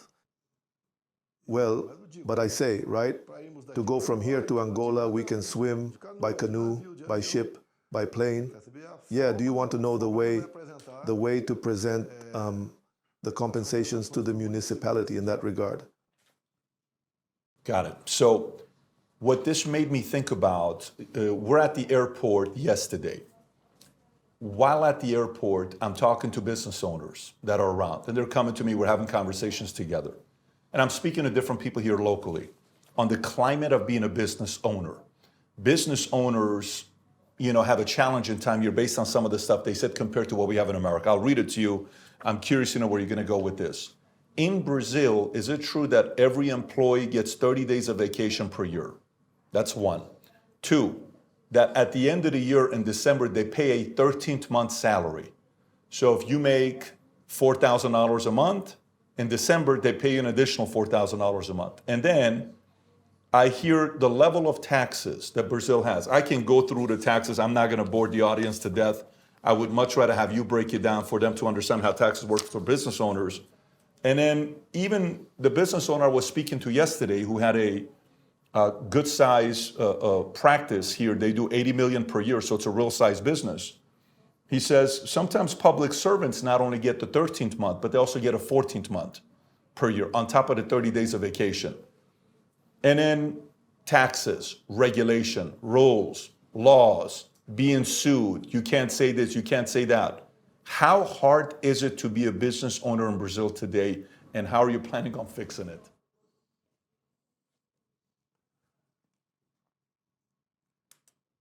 Brazilians go to the United States and don't complain, where there are no labor rights. Here in Brazil, the salary is a lot for those who pay and little for those who receive. If you receive 1,000 reais with a signed work card, the employer will have to pay another 1,000 to the government. So it becomes unfeasible. It's the situation. If you say that, if you talk about changing labor rights, in reformulating, the left mobilizes this mass of workers against you. They did this in the 2002 elections when our Minister of the Economy, or rather of Labor, Francisco Dornelles, wanted to then change the CLT, modernizing the CLT, not taking away labor rights. What did the left do? They launched a huge campaign across Brazil, saying that the deputies who had voted in the chamber for that proposal wanted to end the 13th salary, overtime, severance fund, maternity leave, and vacation bonus. They lied. But because of this lie, the internet was just starting that year in Brazil. The PT got the biggest size in the chamber. And it ended then by the criteria of the time, with the indication of its president. And a large part of the parliamentarians who lost their mandates, even good deputies, is because they had voted favorably for this proposal by the working man, Francisco Barros Melles. The proposal was presented and not voted on. We lost a lot there.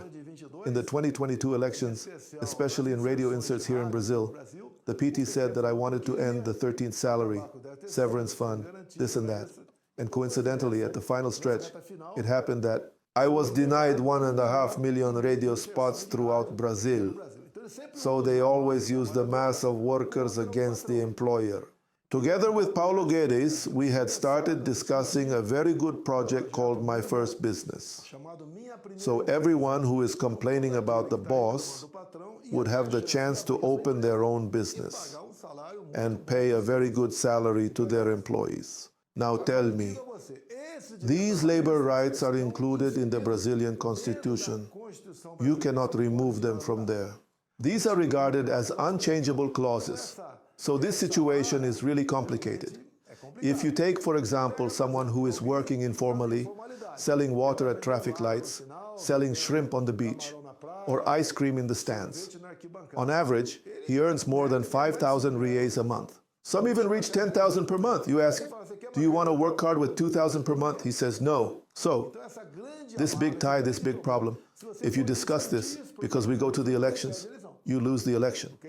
Because the left will say, you want to take away workers' rights. And even those who are unemployed go against you. So is this kind of like how Social Security is in America? Because if you talk about Social Security, the older baby boomers immediately get scared because they're thinking they're going to lose their benefits, even though when they send us the Social Security letter every year, it tells us it's going to run out in 2035. Very sensitive subject. Is this the same level of sensitivity in Brazil? I don't know if I understood your question. I'm talking specific to the business owners and the taxes. Yes, yes.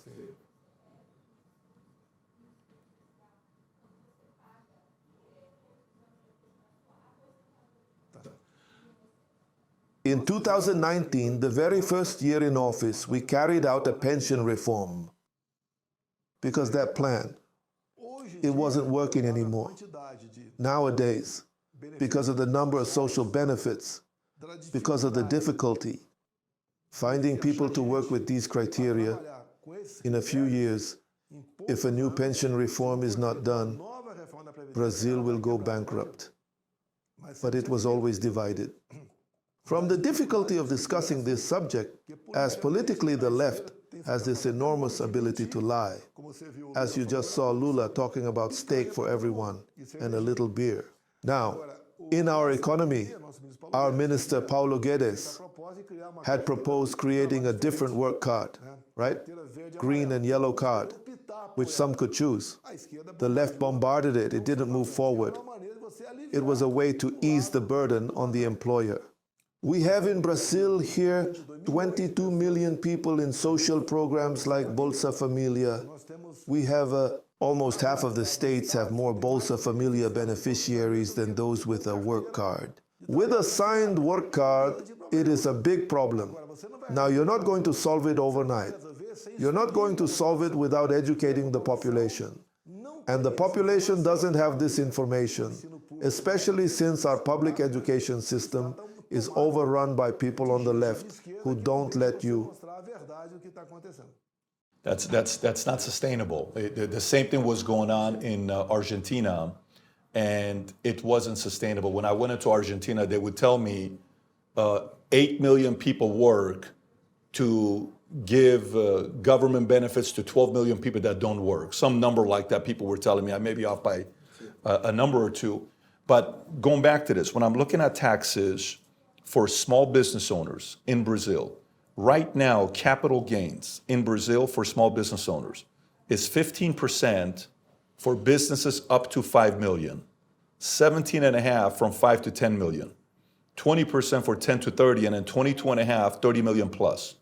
Would you consider lowering capital gains from 15% to 10% and lowering each of them by 5% so business owners are willing to start reinvesting in Brazil instead of leaving? We have started reducing the tax burden starting from the third year of my administration. And as I just told you, it worked because we were able to collect more revenue. Because you see, when the tax burden reaches the level it reached in Brazil, the entrepreneur only has two choices: to go bankrupt or to evade taxes.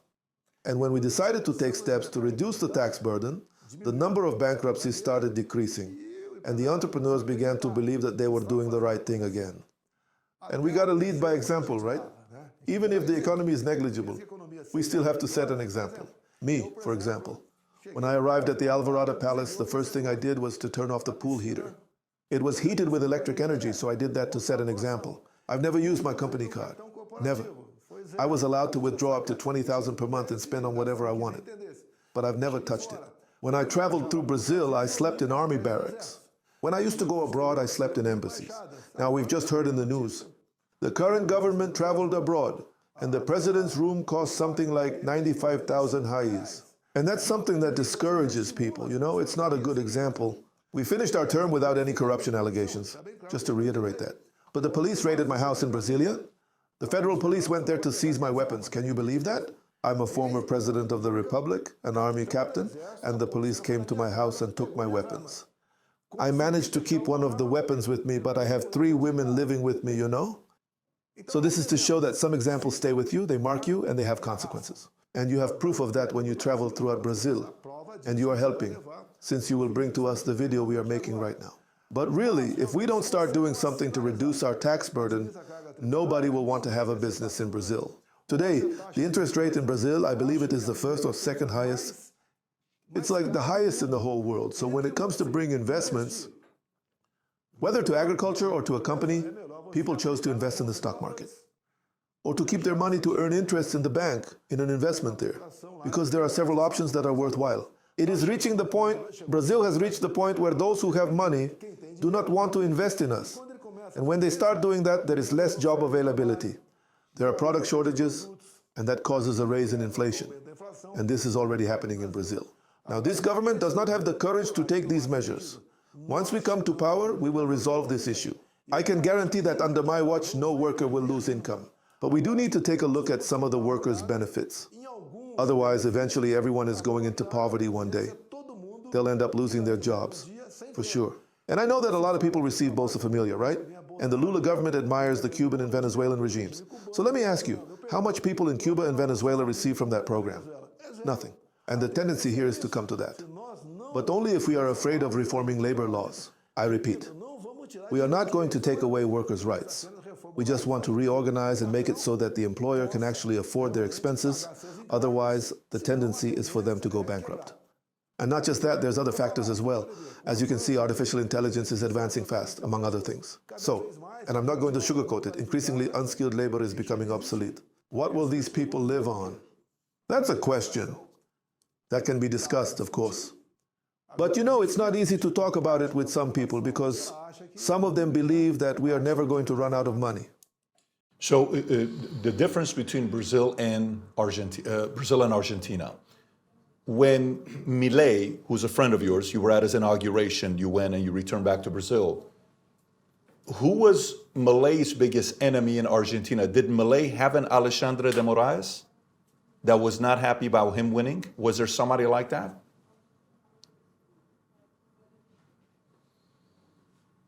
You know, no one believed in Milei either. You know? But he ended up winning, and he is a good economist. And he started implementing his project. That also considers workers' benefits, and Argentina started to succeed again. So much so that the Argentine peso has greatly increased in value. Today you see Argentinians on vacation in Brazil, but you don't see Brazilians on vacation in Argentina. So these measures, they are painful, but you have to take them. But discussing these subjects before the elections is basically a political suicide. And we have so much potential in Brazil as well, if we could do just like Trump, who is going to explore oil, indigenous reserves, environmental protection areas, you know. If we do the same thing in Brazil, we will show the world that we are on the right track. We have, for example, in Brazil, a state in the north called Roraima. Every country needs energy, right? In Roraima, there is a river called Rio Cotingo. In the Rio Cotingo area, you have 12 kilometers of length by 600 meters. It's a huge drop, so we would be able to generate energy for like at least 1/3 of Brazil, or maybe even half of the country. Because it is a huge volume of water, but you can't do anything because it's an indigenous reserve. In other words, you would be able to leave that state of poverty without sacrificing the population that already doesn't earn much. They don't earn much and they have to accept it because there is no alternative. In Brazil, the Bolsa Familia program has made and continues to make sure that certain small towns in the interior of Brazil don't disappear. Because it is that money that drives the economy in those small towns. So I know that the Bolsa Familia program, it may have its aspects that aren't very beneficial, but there's the humanitarian side that cannot be overlooked. Yeah, I guess I'm asking a question because in 2018 when you ran on law and order, you ran on, different types of policies. You had anti-corruption, anti-establishment, economic liberalization. That's what you talked about in 2018 when you ran, right?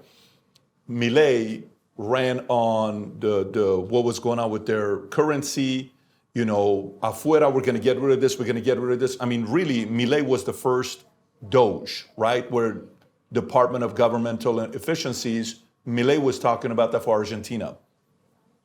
And even though the country is a socialist nation, they still supported him for him to be able to run on that. If you were able to run right now for 2026, and you are obviously running directly and indirectly, what are 2 or 3 things you're campaigning on? When I took office, I eliminated 20,000 commission positions with free appointment. We don't conduct public exams except for the federal police and the federal highway police. We reduced the number of employees. We have started the administrative reform. And that reform was going to be applied to civil servants who took office starting from the passing of that law. We had the issue from the left wing saying it was bad for everyone. And this caused us a lot of harm during the elections. But if that reform doesn't happen at some point, the tendency is for public servants in Brazil to end up not receiving their salary. Because, we can't just run the mint to print more money because it's actually the monetary expansion that leads to inflation. And I travel throughout Brazil like I'm going to do soon. I'll be in the Northeast as well, and I will meet with the sector with sugarcane producers, and I meet with the entrepreneurs, and I also meet with the working masses on the same day. So slowly we are managing to introduce this discussion, and they believe in me. And it is a sacrifice, but we have to do it now so we can be happy later. Now, if you leave it as it is, everybody is going to suffer. And Brazil is huge, and because of its size, it is a country that has the greatest mineral wealth in the world. We have great biodiversity, a huge amount of arable lands, drinking water, We have natural beauties, a pleasant climate.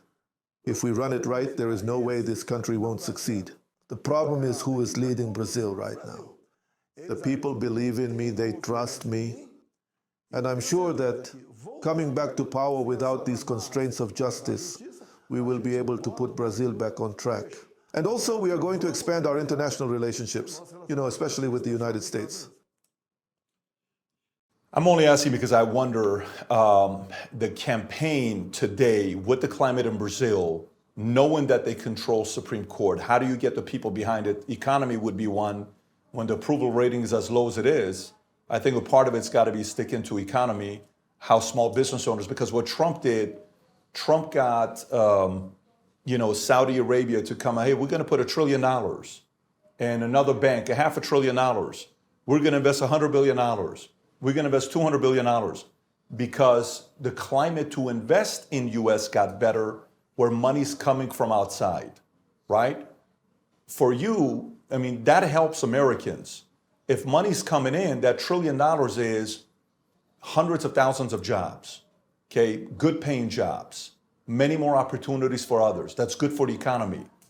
What can you be doing, and I don't even know if it's happening right now under Lula, to get other companies, other countries to say, you know what, we feel so optimistic about the future of Brazil that we want to invest billions of dollars in Brazil. What can you do for that to happen here as well? So first of all, I believe that the current government scares any investor. I can safely say that I'm the complete opposite of Lula. For instance, I support privatization.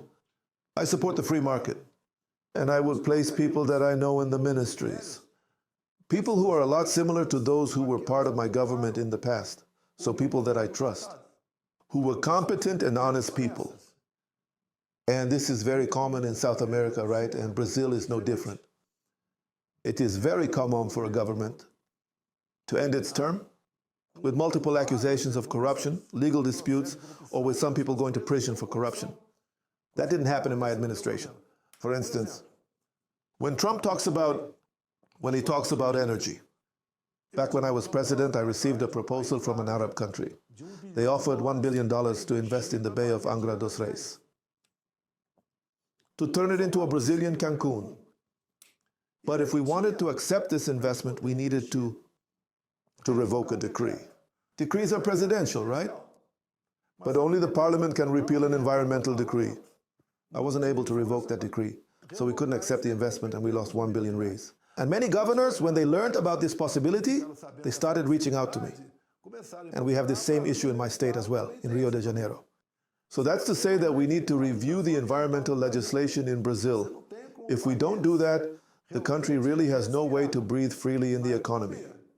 And when I say that, I mean for the people to be able to dream of better days for themselves, So when I reached the presidency, obviously just like in Trump's second term, he started his government more prepared and with a better team.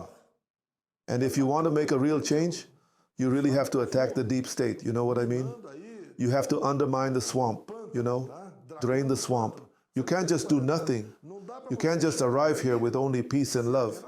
You need to have a plan, a good proposal. To make it so that the ministries that are staffed, official banks that are staffed, and state-owned companies as well. We need to start making movements in Brazil to inspire confidence abroad. Today we have a recall from this previous government that the world out there looks at us. We had Brazil's interest rate at 2% per year. Now it's 13%. There's no way this country can function like this. You can't fight inflation just by raising interest rates.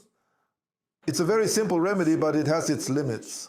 And this medicine of increasing interest is killing Brazil. Both countrymen and entrepreneurs are getting more and more into debt each day. And they are sitting there just watching this pile of money associated with banks exponentially grow. So all of this, these proposals, the general feeling of the people, the image that we are sending to others, they know from their experience during my government that we're going to do something better now. And also follow the example of President Trump. But for me, the main goal is to tackle all these problems in Brazil head on. I know it can be solved. The way I see it, when the people are on my side, they are stronger than any other institution in Brazil. Corruption in Brazil, right? When I talk to folks the last few days, and I ask him about the history of Brazil. One thing everybody tells me, Mr. President, is the corruption in Brazil, the history of it, what's happened. I think Lula said in a documentary I was watching, he said, if Jesus came to Brazil, even he would need to make an alliance with Judas, okay? That's what Lula said. That's the level of corruption. You watch this documentary and you're seeing Lula being linked to the apartment that he took, which he gets 9.5 years, then they raise it to 12 years. Then when they're investigating everybody, they say, hey, this money that was paid, you guys were taking 2 or 3% as a side money. And then multiple politicians said, yeah, that's normal in Brazil. We've always done that. It's almost as if corruption is normal in Brazil. We take some money on the side. If we give you a deal, we should get some money here. And then once, obviously, Lula gets in trouble, 4 months later, his wife has a stroke and she passes away. And even Lula was criticized for saying, I never took the apartment, my wife did, and then he had to change his position a little bit. Last night I'm with your son Eduardo, and a couple of the people at the table, they're telling us how there was a prison in Brazil that during the military regime from 64 to around 1985, when people would get arrested, regular white-collar crime would be in jail with politicians, would be in jail with the mafia, would be in jail with murderers, with criminals. And so during that time, they were training each other, which was the politicians were learning how to commit better crime, the other guys were learning how to make money more. But from your perspective, why do you think, no matter who I talk to, they say the level of corruption in Brazil, it has a whole different level than other countries? Okay, the prisons indeed happened, but this doesn't justify it. The prisons don't justify this improvement. It really doesn't. All right? And Lula just says that because he's trying to find a way to justify the corruption that happens in his own government. Because we didn't have any problem like that during the 4 years I was president. I had no reports of corruption with 23 ministers. I had dozens of state-owned companies. I had 5 official banks, and we had no problem at all. Now, when you start your term and to gain political support, you hand over public assets, that's what's going to happen. Even a saint would end up engaging in corruption. And we all know that Lula doesn't set a good example for something different to happen. So we did something different. The state-owned companies, which were always running at a loss, started making billions in profits with us. Today, they go through billion-dollar losses. The pension funds are out there breaking everyone, and now we have 6 million people. People who are active employees, retirees, and pensioners, who are increasingly seeing their future, they are in the dark. They can't see any perspective for their future regarding their income. Lula placed someone to manage the pension fund, someone who was already convicted in the past concerning that same pension fund. The Postal Service pension fund, for example, back then with Lula and Dilma, used to buy paper from Venezuela, from Chavez and Maduro. And Air Force planes would go there to Venezuela and come back here with a certain frequency. And what were they transporting? I don't know. I won't jump to any conclusions here or make accusations that I can't prove. But in one of those trips, the plane stopped and it was coming back from Cuba, stopped in Caracas, and Chavez told everyone to get off, including the Minister of Defense. And they made a raid on the plane. So, I think I can say the corruption with the Workers' Party became to a huge level of intelligence and quantity. We see a lot more corruption today than we ever did. Nowadays, people only talk about billions of reais, like the Banco do Brasil pension fund. This pension fund reported a drop of around 15 billion reais last year only, That's the level of corruption in Brazil. And it returned full steam with Lula's government because he accepts it. In other words, when Brazil doesn't have an example to follow, and this example is the main figure, the President of the Republic, the tendency is for everything to fall apart, as has been happening. I know there are people saying that maybe if we wait until the elections next year to take him out, they believe Brazil might reach a point where it's impossible to find the turning point. and it would be impossible to fix Brazil, we would be doomed. I believe anyway, I'm not going to give up on my country, even with all the risks I face, including 28 years in prison for a coup. I spoke to this guy from Israel, and he said, what kind of coup is this that not even the Mossad knew about? So as you can see, only Alexandre de Moraes and Lula believe that this coup happened. And what do they want? Well, if they exclude me from politics, Lula will manage to have a safe conduct for him in the future. Just like what happened when Biden gave to Fauci a preventive amnesty regarding COVID issues they had there. Here in Brazil, the preventive amnesty is to find a way to put me in jail. Yeah, I mean, when I see the names, I see Sergio Cabral Filho, the former governor of Rio de Janeiro who got 400 years. I think he got some money for World Cup on the side, right? You hear stories about Flavio Dino. We talked about him earlier. There's a bunch of other names that you hear about the corruption. And then one of the insiders that I was speaking to here in Brazil gave me a timeline about what happened when you won in 2018. There was a moment where even the opposition didn't believe you won. And they were starting to question whether you really won or not. And later on in April of 2018, there was a hacker where they asked them, was there actually a hacker that hacked into the voting machine? And there's this conversation being had. And they said, yes, there was a hacker that invaded the TSE system, which is a superior electoral court. And then the elections happened first round, October 7th of 2018, first round. This is against Haddad. Then second round happens October 28th. Then in November 7th, the magazine, Tech Mundo, published an interview with a hacker, anonymous hacker, nobody knew the name, but they knew who it was, that said he was inside the system with the login and passport of a judge that I think you appointed, Sergio Banos from TSE. Then on November 9th, Tecmundo informed that federal police and TSE opened an investigation about this case. Now, whether he gave the judge gave the passport or the hacker got into getting the passport, nobody knows what happened there. He probably was able to hack into it. And then in August 4th of 2021, while you were still president, you did a show. I think you did a video or something like that with Representative Felipe Barros. Forgive me if I'm not pronouncing it right. You did a live stream with them talking about this FBI inquiry, and they did it as a way to pressure the Congress to approve the printed vote bill, like bringing back the paper ballot. The next day, so that's August 4th, you do the video, 2021. The next day, August 5th, Alexandre de Moraes classified this inquiry.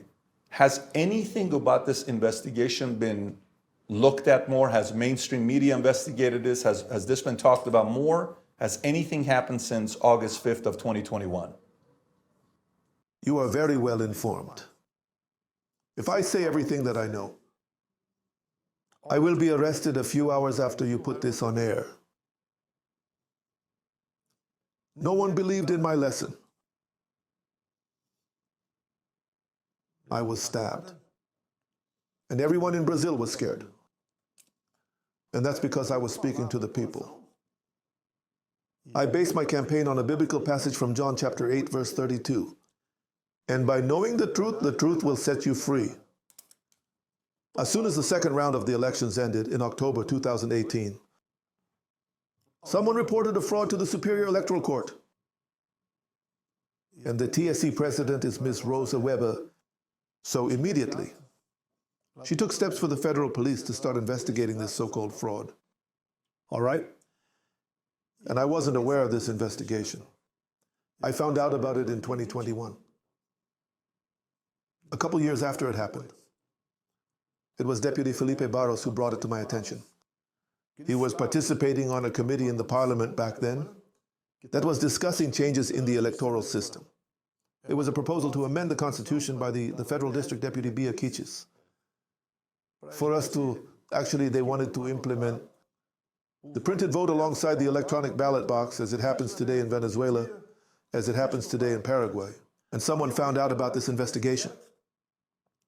The commission voted unanimously It was approved and they went to get that inquiry at the federal police.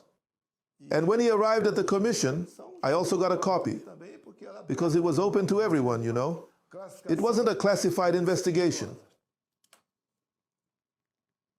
And I presented this inquiry in my meeting with some ambassadors. And why did I arrange that meeting, you ask? Because 2 months before, the president of the Electoral Justice at the time, who was Mr. Edson Fachin, also met with ambassadors and concluded his meeting by saying the following. As soon as the Superior Electoral Court announces the winner of the elections, your respective heads of state must acknowledge the winner. It seems he already knew who was going to win. Well, when showing it to the ambassadors, the next day, this inquiry was classified as confidential, secret. If anyone said anything about it, they would be arrested. It's Brazil's policy. Arrest first, ask questions later. This is our freedom of speech. This inquiry is still open. But now what can I tell you in advance? This inquiry, It's still open till it's today. still open to this day. It has not been closed. No officer agreed to close the inquiry without an unbiased opinion. That's it, they didn't agree, it's still open to this day. Since 2018. It will be 7 years now in November. If I disclose what's within these 3 pages, they will arrest me on the spot, immediately after I speak, right after you. Right after the moment you share that piece of information. So that's why I'd like to keep this confidential for the moment. But I do hope that this investigation becomes public. We don't have freedom of speech in Brazil. If you talk about vaccines or question the electronic voting machines here, you get arrested in Brazil. This is the problem we are facing at the moment. They're going ahead and accusing me of a bunch of things. But all of this, the origin of all of this, is that they say that since 2019, I started discrediting the electoral system to carry out a coup. It's their accusation, right? Now I since 2012, I have fought for the printed vote. In fact, in 2016, I approved the printed vote. That was in 2015. Dilma vetoed it. We found a way to overturn Dilma's veto, and then the Supreme Federal Court, in an 8-3 decision, said no. They said that the printed voting was unconstitutional. I don't know on what basis. And this electoral system of ours continued, which is the electronic one. And according to an external audit from 2014, requested by the PSDB party, that audit states that the electronic voting machines are unauditable. You brought up many points. I'm not going to say whether it's true or false, but I can say you're very well informed. By opening the black box of this inquiry, you can solve the issue here. You can resolve the issue of the Brazilian electoral system that has been dragging on. This will come to light, and it has to happen sooner or later. Yeah, so the person I was speaking to was saying that originally the workers' party was paying this hacker to find a way to flip 10 to, whether it's 8 to 10 million votes. Because on the first run, the October 7th, I think, election, you beat them 49 million to 31 million votes. It wasn't even closed. And then on October 28th, the second round, it was by 10 million. So the Workers' Party wanted to give him money to flip. I think your number was 17 in 2018. This recent one, you were 22. But they wanted it to flip. And then when that didn't happen, they didn't get paid. The guy didn't get paid, and he went to the magazine. My question for you is the following. I don't know if this is true or not. I don't live in Brazil. I'm not involved in Congress, Senate, Supreme Court. I am a person that lives in America. Has this hacker at all done any other interviews anywhere else? Because if anybody knows who this hacker is, that magazine, they know exactly who the hacker is because they did the interview, unless if the email was sent anonymously. Has that hacker ever come out and done any other interviews with anyone else? I think that with the exposure of your journalistic report, given the coverage and the audience you reach, this hacker might be found. I think it's possible that will happen. Now, the complaint made to the Superior Electoral Court at the end of my elections was very well prepared. So much so that it led the President Minister of the Superior Electoral Court, Mrs. Rosa Weber, to formally request the federal police to open an inquiry. And it was well executed. I'll even tell you something here. I faced 3 search and seizure actions. One to seize my vaccination card, right? Another to seize my passport, right? Among other things. One of the searches and seizures took place right here in this building. They took some papers from my desk, and then there was an accusation that I had done renovation work on my house worth 900,000 reals. A house that was valued at 98,000 reals. The house was worth 98,000 because property prices aren't adjusted in the income tax. I did the renovations, paid via PIX, and declared it in my income tax. This document, according to the newspaper O Globo, was seized here at the headquarters of the Liberal Party. And then I told them, Federal Police, I want you to leak the 3 pages of inquiry 1361 that were on my desk.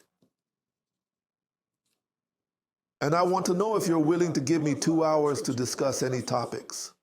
Whether it's this one, the accusations of receiving gifts, accusations regarding vaccines, or the coup issue, I'm at your disposal. You will have the biggest audience in Brazil's history. I'm sure of it. TV Globo, which has been attacking me for years, remains silent. So, I've handed this issue over to my lawyers. And in my defense, I hope to have full rights to defend myself. This inquiry will be called upon to explain that I never tried to stage a coup by criticizing the electronic voting machines in 2019. Especially since we are going to have this inquiry, I should mention that I was the author of several amendments that allowed for printed voting in the past. Since 2012, I've been a strong proponent of printed voting because I believe in the reliability of the machine, not the programmer. So if the hacker has the courage to come out and sit down and show exactly every documentation he had that he revealed to the magazine that Alexandre shut down on, I believe, August 4th or 5th of 2021, if that were to come out, how do you think the Brazilian people will react to it? Look, you don't even need the hacker. The inquiry alone is enough. Because the information provided didn't come from you, from this person, or that person. It didn't come from witnesses. It came from people who worked with but Alexandre's not going to release it. It was the head of IT. Do you know what I mean? Right? It was people from the tribunal itself who provided the information in these 3 pages from within the Superior Electoral Court. You don't even need the hacker. If the hacker showed up, all the better. He would provide all the mechanics of it, right? However, the statements from the Supreme Court personnel, important people, they shed light on the events of 2018. Have any whistleblowers come out yet? Has there been any whistleblowers?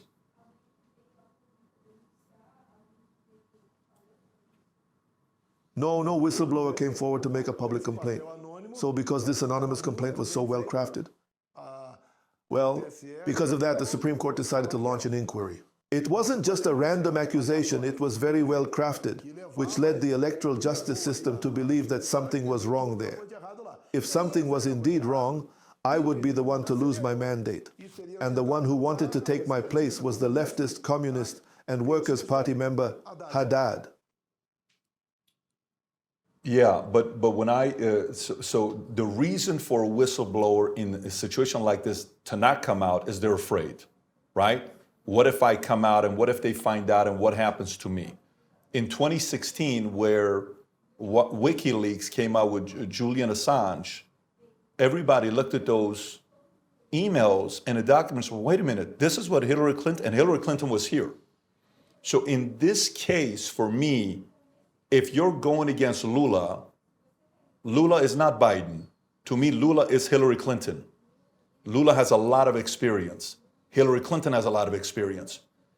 If nobody thought Trump was going to win, when WikiLeaks came out, when the Comey letters came out talking about what Hillary did a week or 2 weeks before the election, everything changed.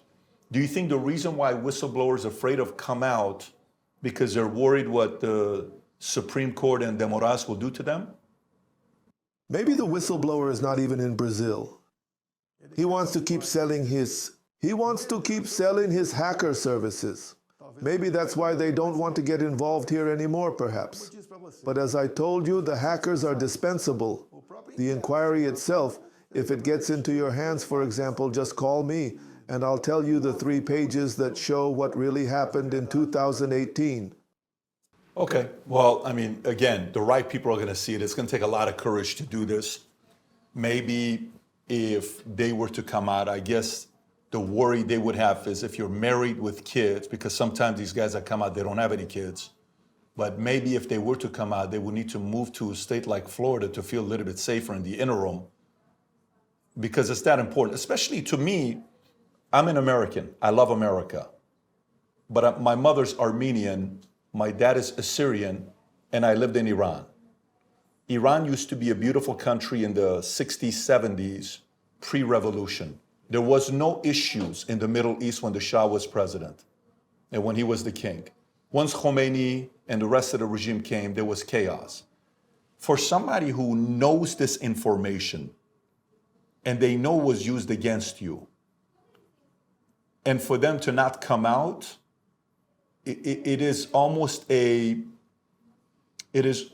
almost shows a lack of, I don't want to say love and pride in your country. It's very hard, don't get me wrong.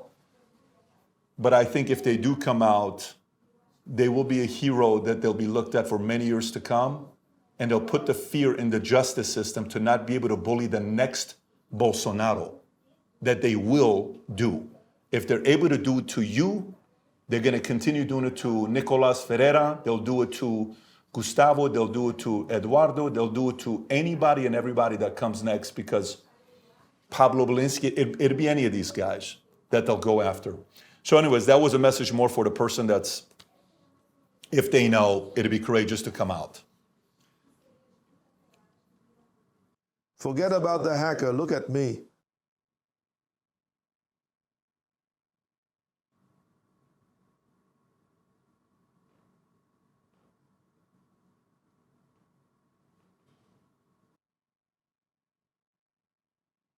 No matter what happens to me,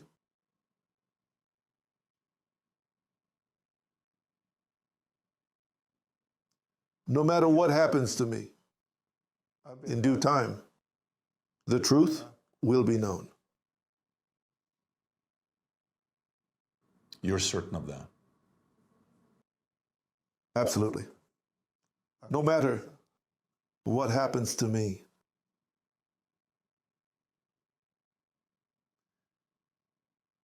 Out of every 100 doctors who learned about my case, or rather, out of every 100 people who went through what I did with the stabbing, according to the experts, only one survives. So look at Trump. It was just a matter of 3 inches and he would have died. I think that neither he nor I was saved from anything. Look, the difference between Trump and me is his purchasing power and mine. Right? I'm struggling to pay for a lawyer. Even though I know that,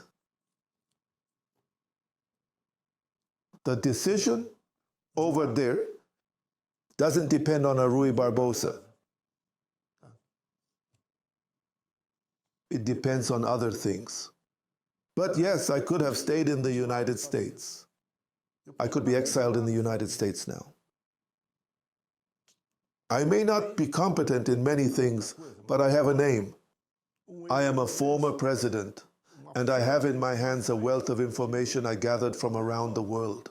Just because the guy talked for 3 hours with Putin, it doesn't matter. So yes, we do have information, and they even offered me a job there to work as a spokesperson in real estate sales, those kinds of things, you know?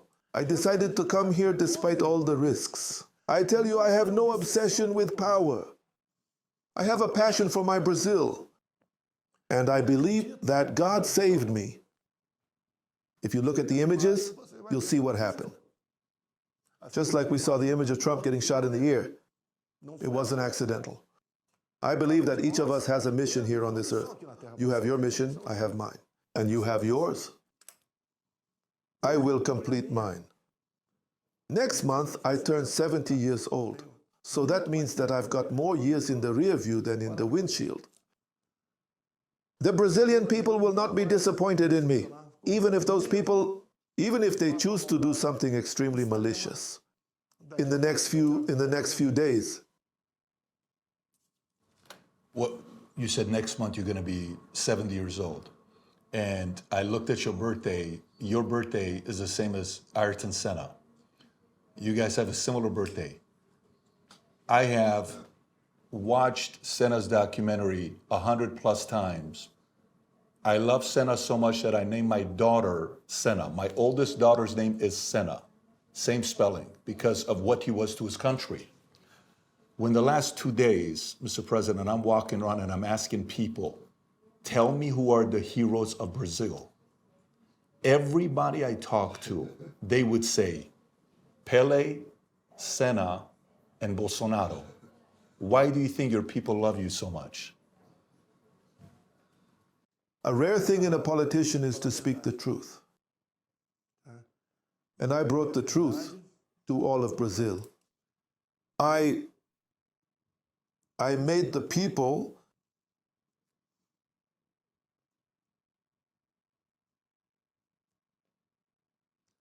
believe in their country again.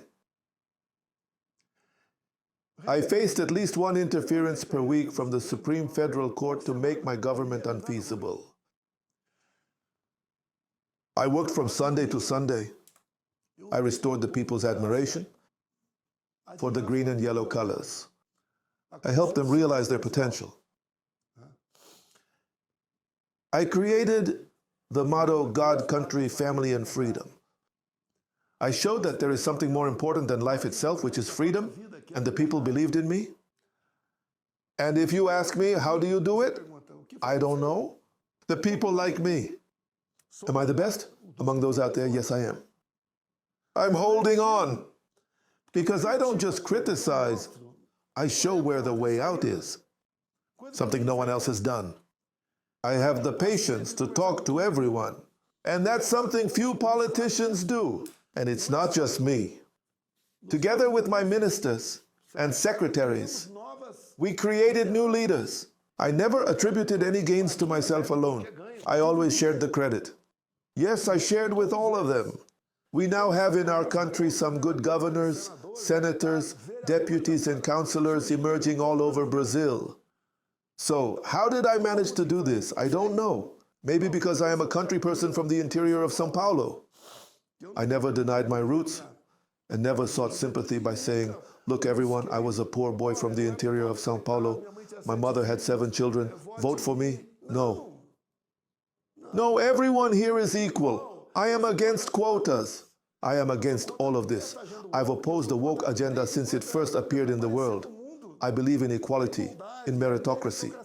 I passed the exam for the military academy in Resende. It was a national exam with 38 openings, and I passed. I was accepted. I am no different from the other citizens of this country.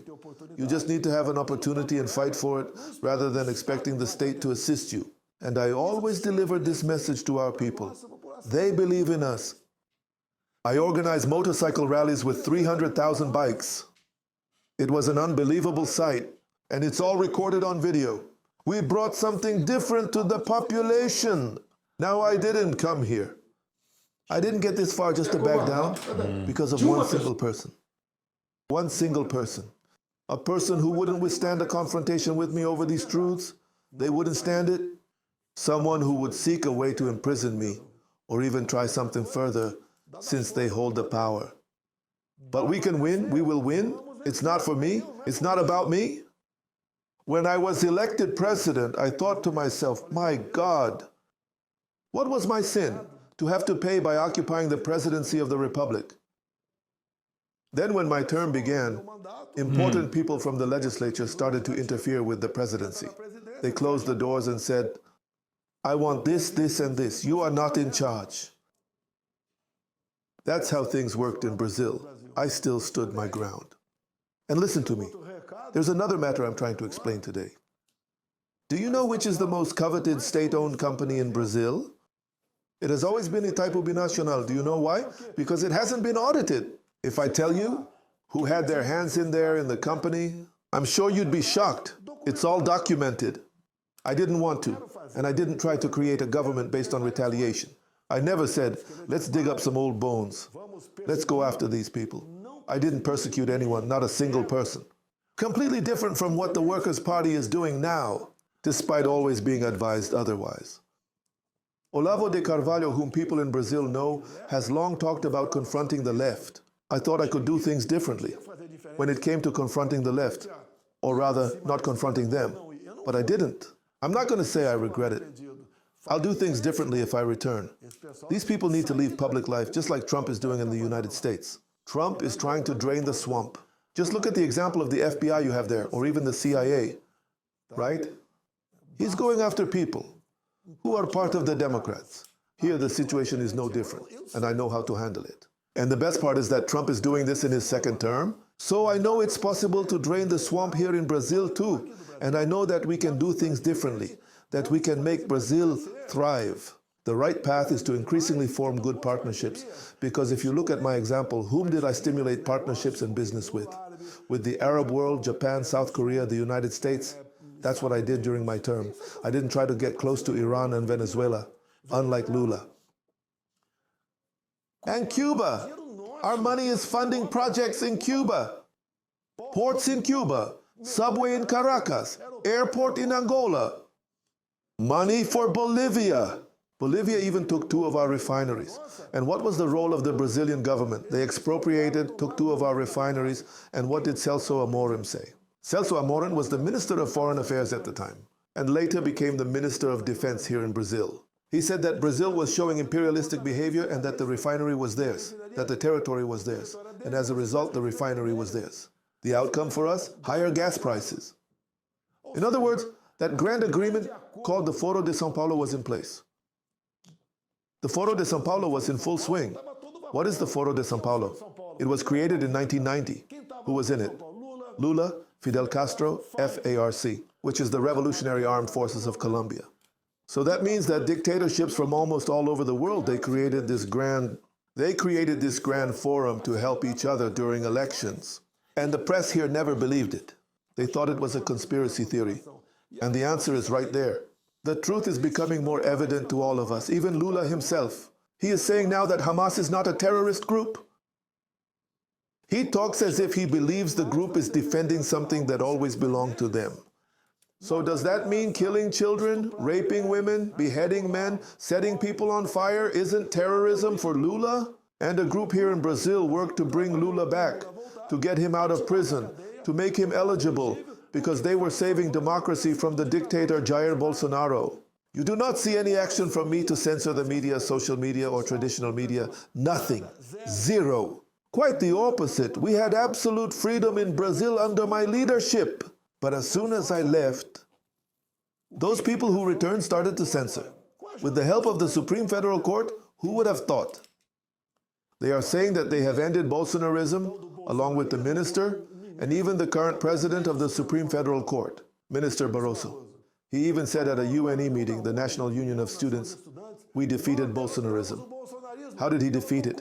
With what actions? A question, did USAID get money from the TSC or not? And I hope this information comes from the United States. We can't get out of this hole alone. No, we can't fight alone. We can't fight with just what we have here in Brazil. We need to find an alternative for this.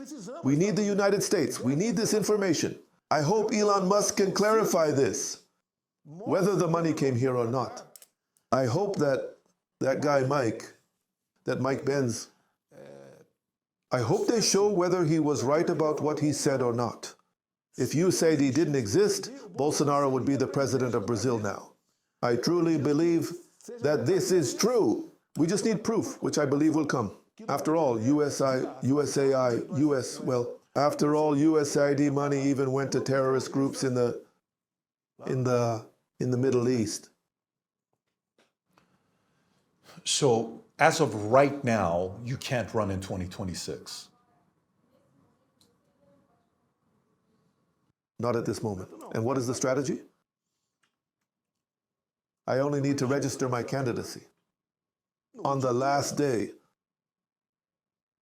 Until then, if there's one thing I think and hope, it's that I will be drawing even larger crowds across my country, Brazil. Because I believe that I believe that running in elections without opposition is truly a denial of democracy. The United States doesn't deal with this matter of ineligibility. Now, if I'm to be convicted, then at least let it be a fair sentencing. There is no conviction for an attempted coup. I ask you all Americans, did anyone hear about any attempted coup at the end of 2022? Were there any tanks on the streets, any demonstrations? Do you think what happened on January 8th was an attempted coup? Poor souls. Those people were mothers who are now imprisoned and who sleep and wake up without seeing their children. Her younger daughters are arrested, accused of armed attempt to change the democratic rule of law. No weapon was found. Trump granted amnesty there. I hope it won't be necessary to wait for a future right-wing president to pardon these people. I hope that the parliament here in Brazil manages to approve. And the information I have at the moment is that we already have votes in the chamber to approve the amnesty for January 8th here in Brazil. So who has the authority to allow you to run in 2026? What needs to happen? Does it require millions of protesting outside? Does it require investigations of things being revealed? Does it require a whistleblower to come out? Does it require a Kassab to use his influence to go to Alexandre and say, hey guys, we can't be doing this? Does it require maybe the social media, Musk's role, Trump's role? What needs to happen for you to be able to run in 2026?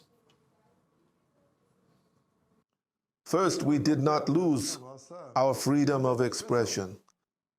You see, a positive factor for us was Trump. Trump buying Twitter. If it weren't for that, censorship would already be imposed here in Brazil. We have leaked audios here from Alexandre de Moraes' team of lawyers talking to the Superior Electoral Court. In the making of cases against the right, and the judge says, there is no evidence, use your creativity. The judge says, Minister Alexandre de Moraes wants Eduardo Bolsonaro. What does he want? He wants to target Eduardo Bolsonaro. Since they cannot get to me, they target my son, just as they tried to incriminate even my wife. Here in this crazy poll, as if she were a big schemer that you don't even know she is. You know, she is a family person here, from P.L. Mulher.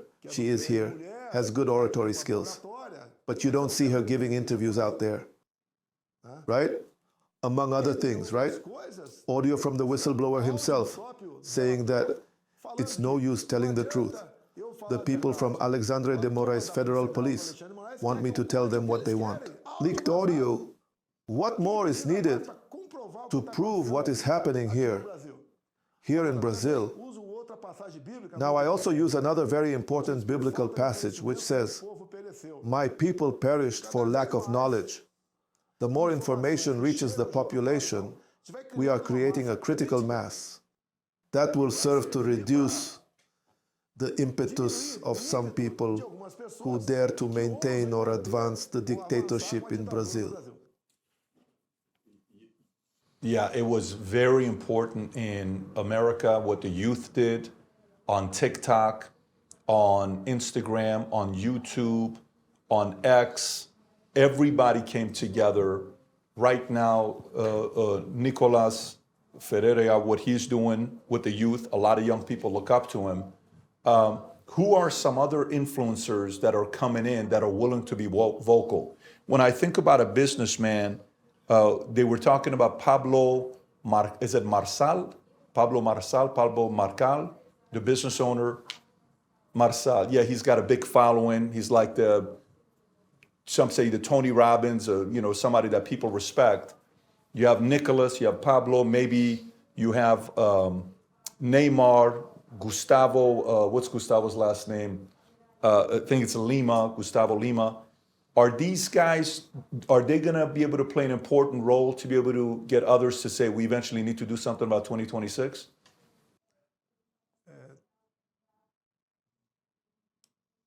It will be crucial. There are many names that don't have the projection that these have. But in the sum, they are much larger than these together too. We concluded here a great meeting of those influencers. It was fantastic. People from platforms were present, so we counted on this critical mass of influential people not to change but to increase. And the information that we achieved our goal, which is to have a president who is not communist, who thinks about his people, his country, and understands that today the world is connected. And with this strength, we really dreamed of better days. Nowadays, you have a problem in Brazil. It's not just steak, it's coffee, even eggs. Here, considering average price, a single egg has surpassed R$1. And what does the government do now? I think that doesn't happen in the United States. Here, he wants you to put the expiration date, paint the expiration date on the egg. A big entrepreneur can manage, but it will increase their costs. For medium and smaller ones, it will greatly increase costs, or there will be no more eggs in Brazil. So the government only goes after, it focuses on what interests the big groups here in Brazil and does not think about the population as a whole. So, in other words, these government measures, as you just saw Lula talking, when he talks about eggs, right? I'm going to eat turtle eggs. This is a crime. I'm going to eat rhea eggs. This is also a crime. I will switch to duck eggs, which are much more expensive than chicken eggs. It's someone who has no clue about anything. Just recently, he talked about the rise in fuel prices. I don't eat oil, but I drink alcohol. What message is he trying to give? Can't you see if this guy is senile? Either that, or he is contributing increasingly to the lack of seriousness in dealing with the issues in Brazil, which medium and long-term consequence is the impoverishment of all of us Brazilians. Yeah, I think we have the clip of Lula saying drinking gasoline. I think this is the one, Rob, if you can play it. Well, so I'm not defending Petrobras because I eat oil. I don't because I drink gasoline. I drink other alcohol, but not gasoline. So you see, we have to take into account. Não dá para entender chefe de Estado falar uma besteira dessa na frente de tanta gente. How did people react to that? How did his supporters react to that? With sarcasm, right? Not long ago, when the dollar price increased a lot, he said, the poor don't eat dollars. I mean, today in Brazil, many things are dollarized, mainly the inputs for agribusiness. In other words, it's embarrassing, right? I mean, seeing this guy speak in front of Americans. For example, he said last year that he would solve the Ukraine war with Russia. How? By having a beer with Putin and Zelensky. Having a beer. You see? You can't take this guy seriously. Now, in his wanderings, he is handing over Brazil to China. As mentioned, lithium in Jequitinhonha Valley, uranium perhaps over there, in Santa Quitéria. Okay? So he is giving Brazil away, right? Brazil is sinking with these exorbitant interest rates. And with him alone, our interest rates increased by more than 1 trillion reais. The amount of what we owe here, we reached 9 trillion reais. For Brazil, this is an almost unpayable debt. I can only ask God that we are able to reverse this situation one day. I saw a stat, Mr. President, from Statista that shows every year Brazil's had a net negative migration since 2005. Is this true? When you look at this here from 05 to 20 till today, every year people leave Brazil. And when you got elected in 2018, it was minus 1.12, then it went to minus 0.62, then it was the lowest, meaning people were staying. So your policies caused Brazilians to want to stay here. It was the highest number since 2005, where they're like, I would much rather stay here than leave. Well, despite the pandemic, that affected many people across the world. Given my economic team, led by Paulo Guedes, every single person in this country had an opportunity. Every single one, without any exception. So when there is a dictatorship approaching, the richer ones leave, then the middle class, then the poor. We are having this example from Venezuela. The poor are now coming on foot, entering Brazil through the state of Roraima. So with us, people started to believe again. Believe in something different, something that was never done with any government, where the president would say, my minister for such a part is this one, and understood the matter. Differently from what happens nowadays. You only see scandals nowadays, even the press, which is largely favorable to Lula, but it can no longer hide so many scandals that have been happening. You can't do business on the esplanade here without bribes, which is the term used here for corruption. Unfortunately, that is how things work in this country. And that is worse for Lula, since they had an example of what our government was like. So in our government, there wasn't this huge concern about leaving Brazil. Quite the opposite. People even came here. Yeah, it's interesting because I was watching an interview with, I think her name is Fernanda Torres, who just did a movie called I'm Still Here. And she was on CNN being interviewed by Christiane Amanpour, which I believe she's she's a Persian lady that works at CNN and been there for a while. And they were pleading about this character, this woman who her husband had been killed and she had 5 kids, and the son writes the book about the story. I think that's what the story is about. I haven't watched it. And in the interview, she says, I could have never made this movie under Bolsonaro. This movie would have never been made. It would have only been made under Lula. What do you think about what she said about that movie would have never been made under you?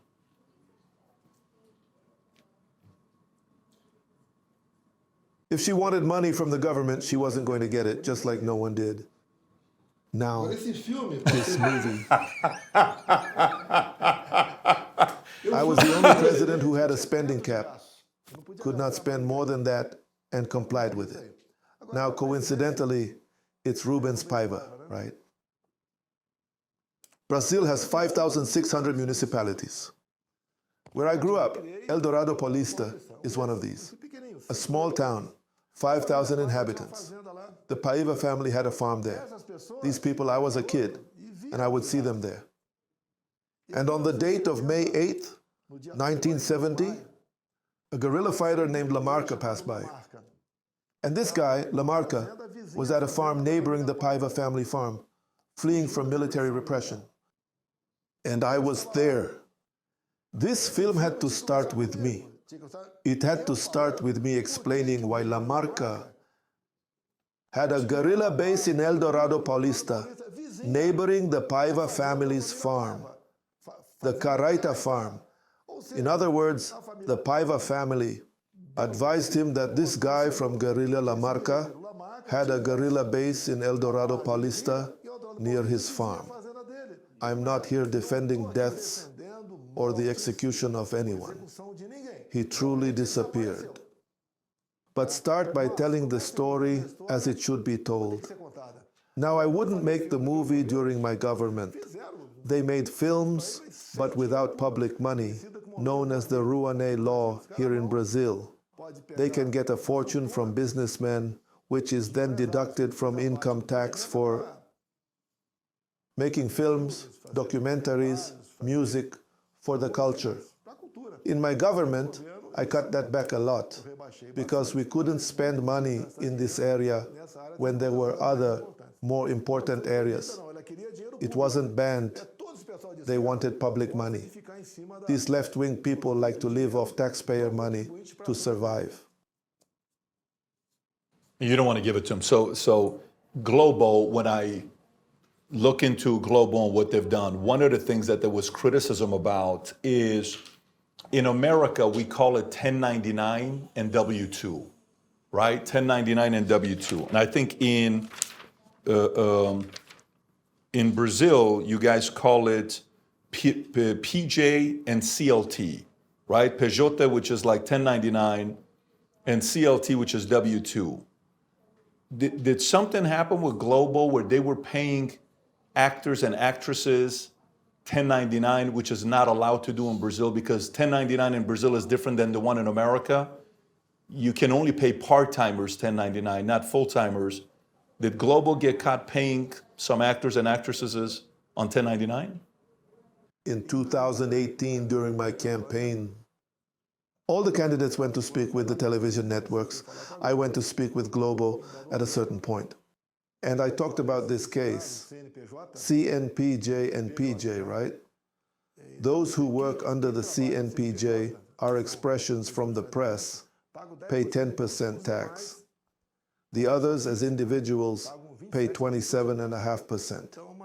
So, a way that the press used to hire people was under the corporate tax identification number. And these people paid less income tax. I reported this. And we tackled this issue. The tax has to be the same for everyone. Of course, the press didn't like that, the people in Globo, and that was another reason to attack me. But back then, as president, I solved this problem. So you're not making friends with Globo? No, it is not that I'm not friends with them. I preach things like equality, mainly meritocracy and equality. I am against quotas, and they are the opposite of that. Even quotas for us, with certain customs, is already present in Brazil, the so-called woke agenda. Congratulations to Trump for not accepting the trans option on passports. It's either male or female, period. If you're unsure, go to another country without any problem. When's the last time you did an interview with Globo? Have you done an interview with Globo? No, just back in 2018, before my campaign. After that, they never accepted again. The rare times they wanted to record. I don't record because they edit and put what they want or don't want, you see? So I'm going to ask you a personal question. This has nothing to do with politics. But for me, I know you're very good friends with Piquet, right? The driver, if I'm not mistaken. Brazilian driver. How do you, did you, Nelson Piquet, did you like more Piquet or were you more Senna? That's a very controversial, that's friction, right? Well, I know that Nelson Piquet still keeps the rivalry going to this day, right? That is. Of course, I get along very well with Nelson Piquet. And with Senna, I was never friends with him. He passed away in 1994, right? It's been a long time. I was still young, but he is still my idol. Out of all Brazilians, right? Just like Pelé. But Piquet is also an idol too. He is less known due to him being more of a quarrelsome, let's say.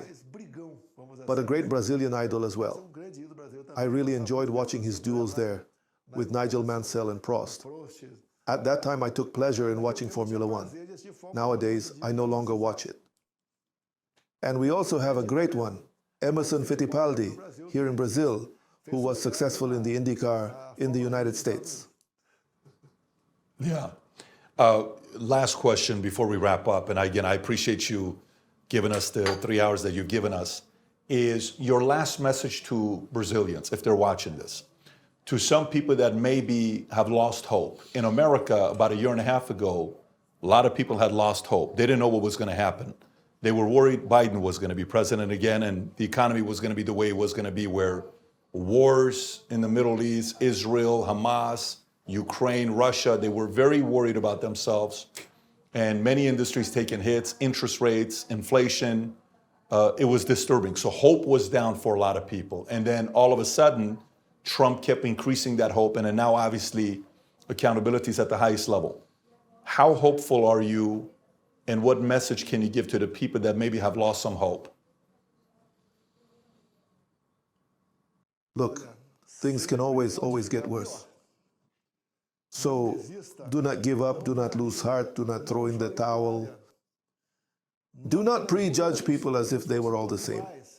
There are people in Brazil who are just like you. For me, it would be much easier to be on the other side. No problem at all. Even if I had a truckload of accusations and corruption against me, I'm on the other side, on your side, the people's side. Just like the American people believed and voted for Trump, we are seeing what's happening there. Here it won't be different. So just forget about what they might do for me. There are many people that we have shown to Brazil that can easily replace me. Some are even better than me. And thus we cannot abandon this great country we have called Brazil. No one in the world has what we have. We have half the territory of Russia, but here there are many more resources, many more people, and even more, besides those riches I mentioned. We are the country with the most beautiful women in the world, a Christian country. This is the promised land. Let's do our part. Let's not shy away, and let's not give up on our Brazil. I am here because I believe in God, and I believe in you. Thank you very much. Amazing. Amazing message to them. And I appreciate your time.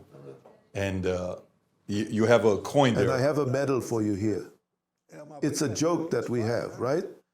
The 3-eye medal. All men want this medal because, after all, well, this medal I am giving you shows the spirit we have here of joy, of being able to smile even though we are suffering, and considering the woke world, but we are leaving that behind. It's a great message that says, from now on, you are undead, unflappable, and incorrigible. So, imorrível, imobrashval, and incomível. Macho, not gay. Thank you so much for this coin. I appreciate you, Mr. President. This was fantastic. And it's really been a pleasure spending time with you. Thank you. Thanks. Brazil, I'm so glad you're watching this. I want to tell you something here. Do you know what's the one thing tyrants or criminals in politics, in your government, you know what's the one thing they hate? Is for the people to have hope. It's been said, man and women can live 40 days without food, 4 days without water, 4 minutes without air, but only 4 seconds without hope. When I was in Brazil, we had dinner with Nicolas Ferreira. And while we're having dinner, we gave him a shirt and we took a picture together. It's called Future Looks Bright with Brazilian flag. I would love nothing more than to see thousands and thousands of people in Brazil to wear a shirt that says Future Looks Bright with your flag. Just for Brazil, we made these custom shirts for you. If you want to inject the spirit of hope in Brazil, go place 1 order, 2, 3, buy it for your peers, your family. Click on a link below or go to vtmerch.com and sport your Future Looks Bright shirt in Brazil. Let the dictators, let the tyrants get so angry the fact that you are optimistic about the future.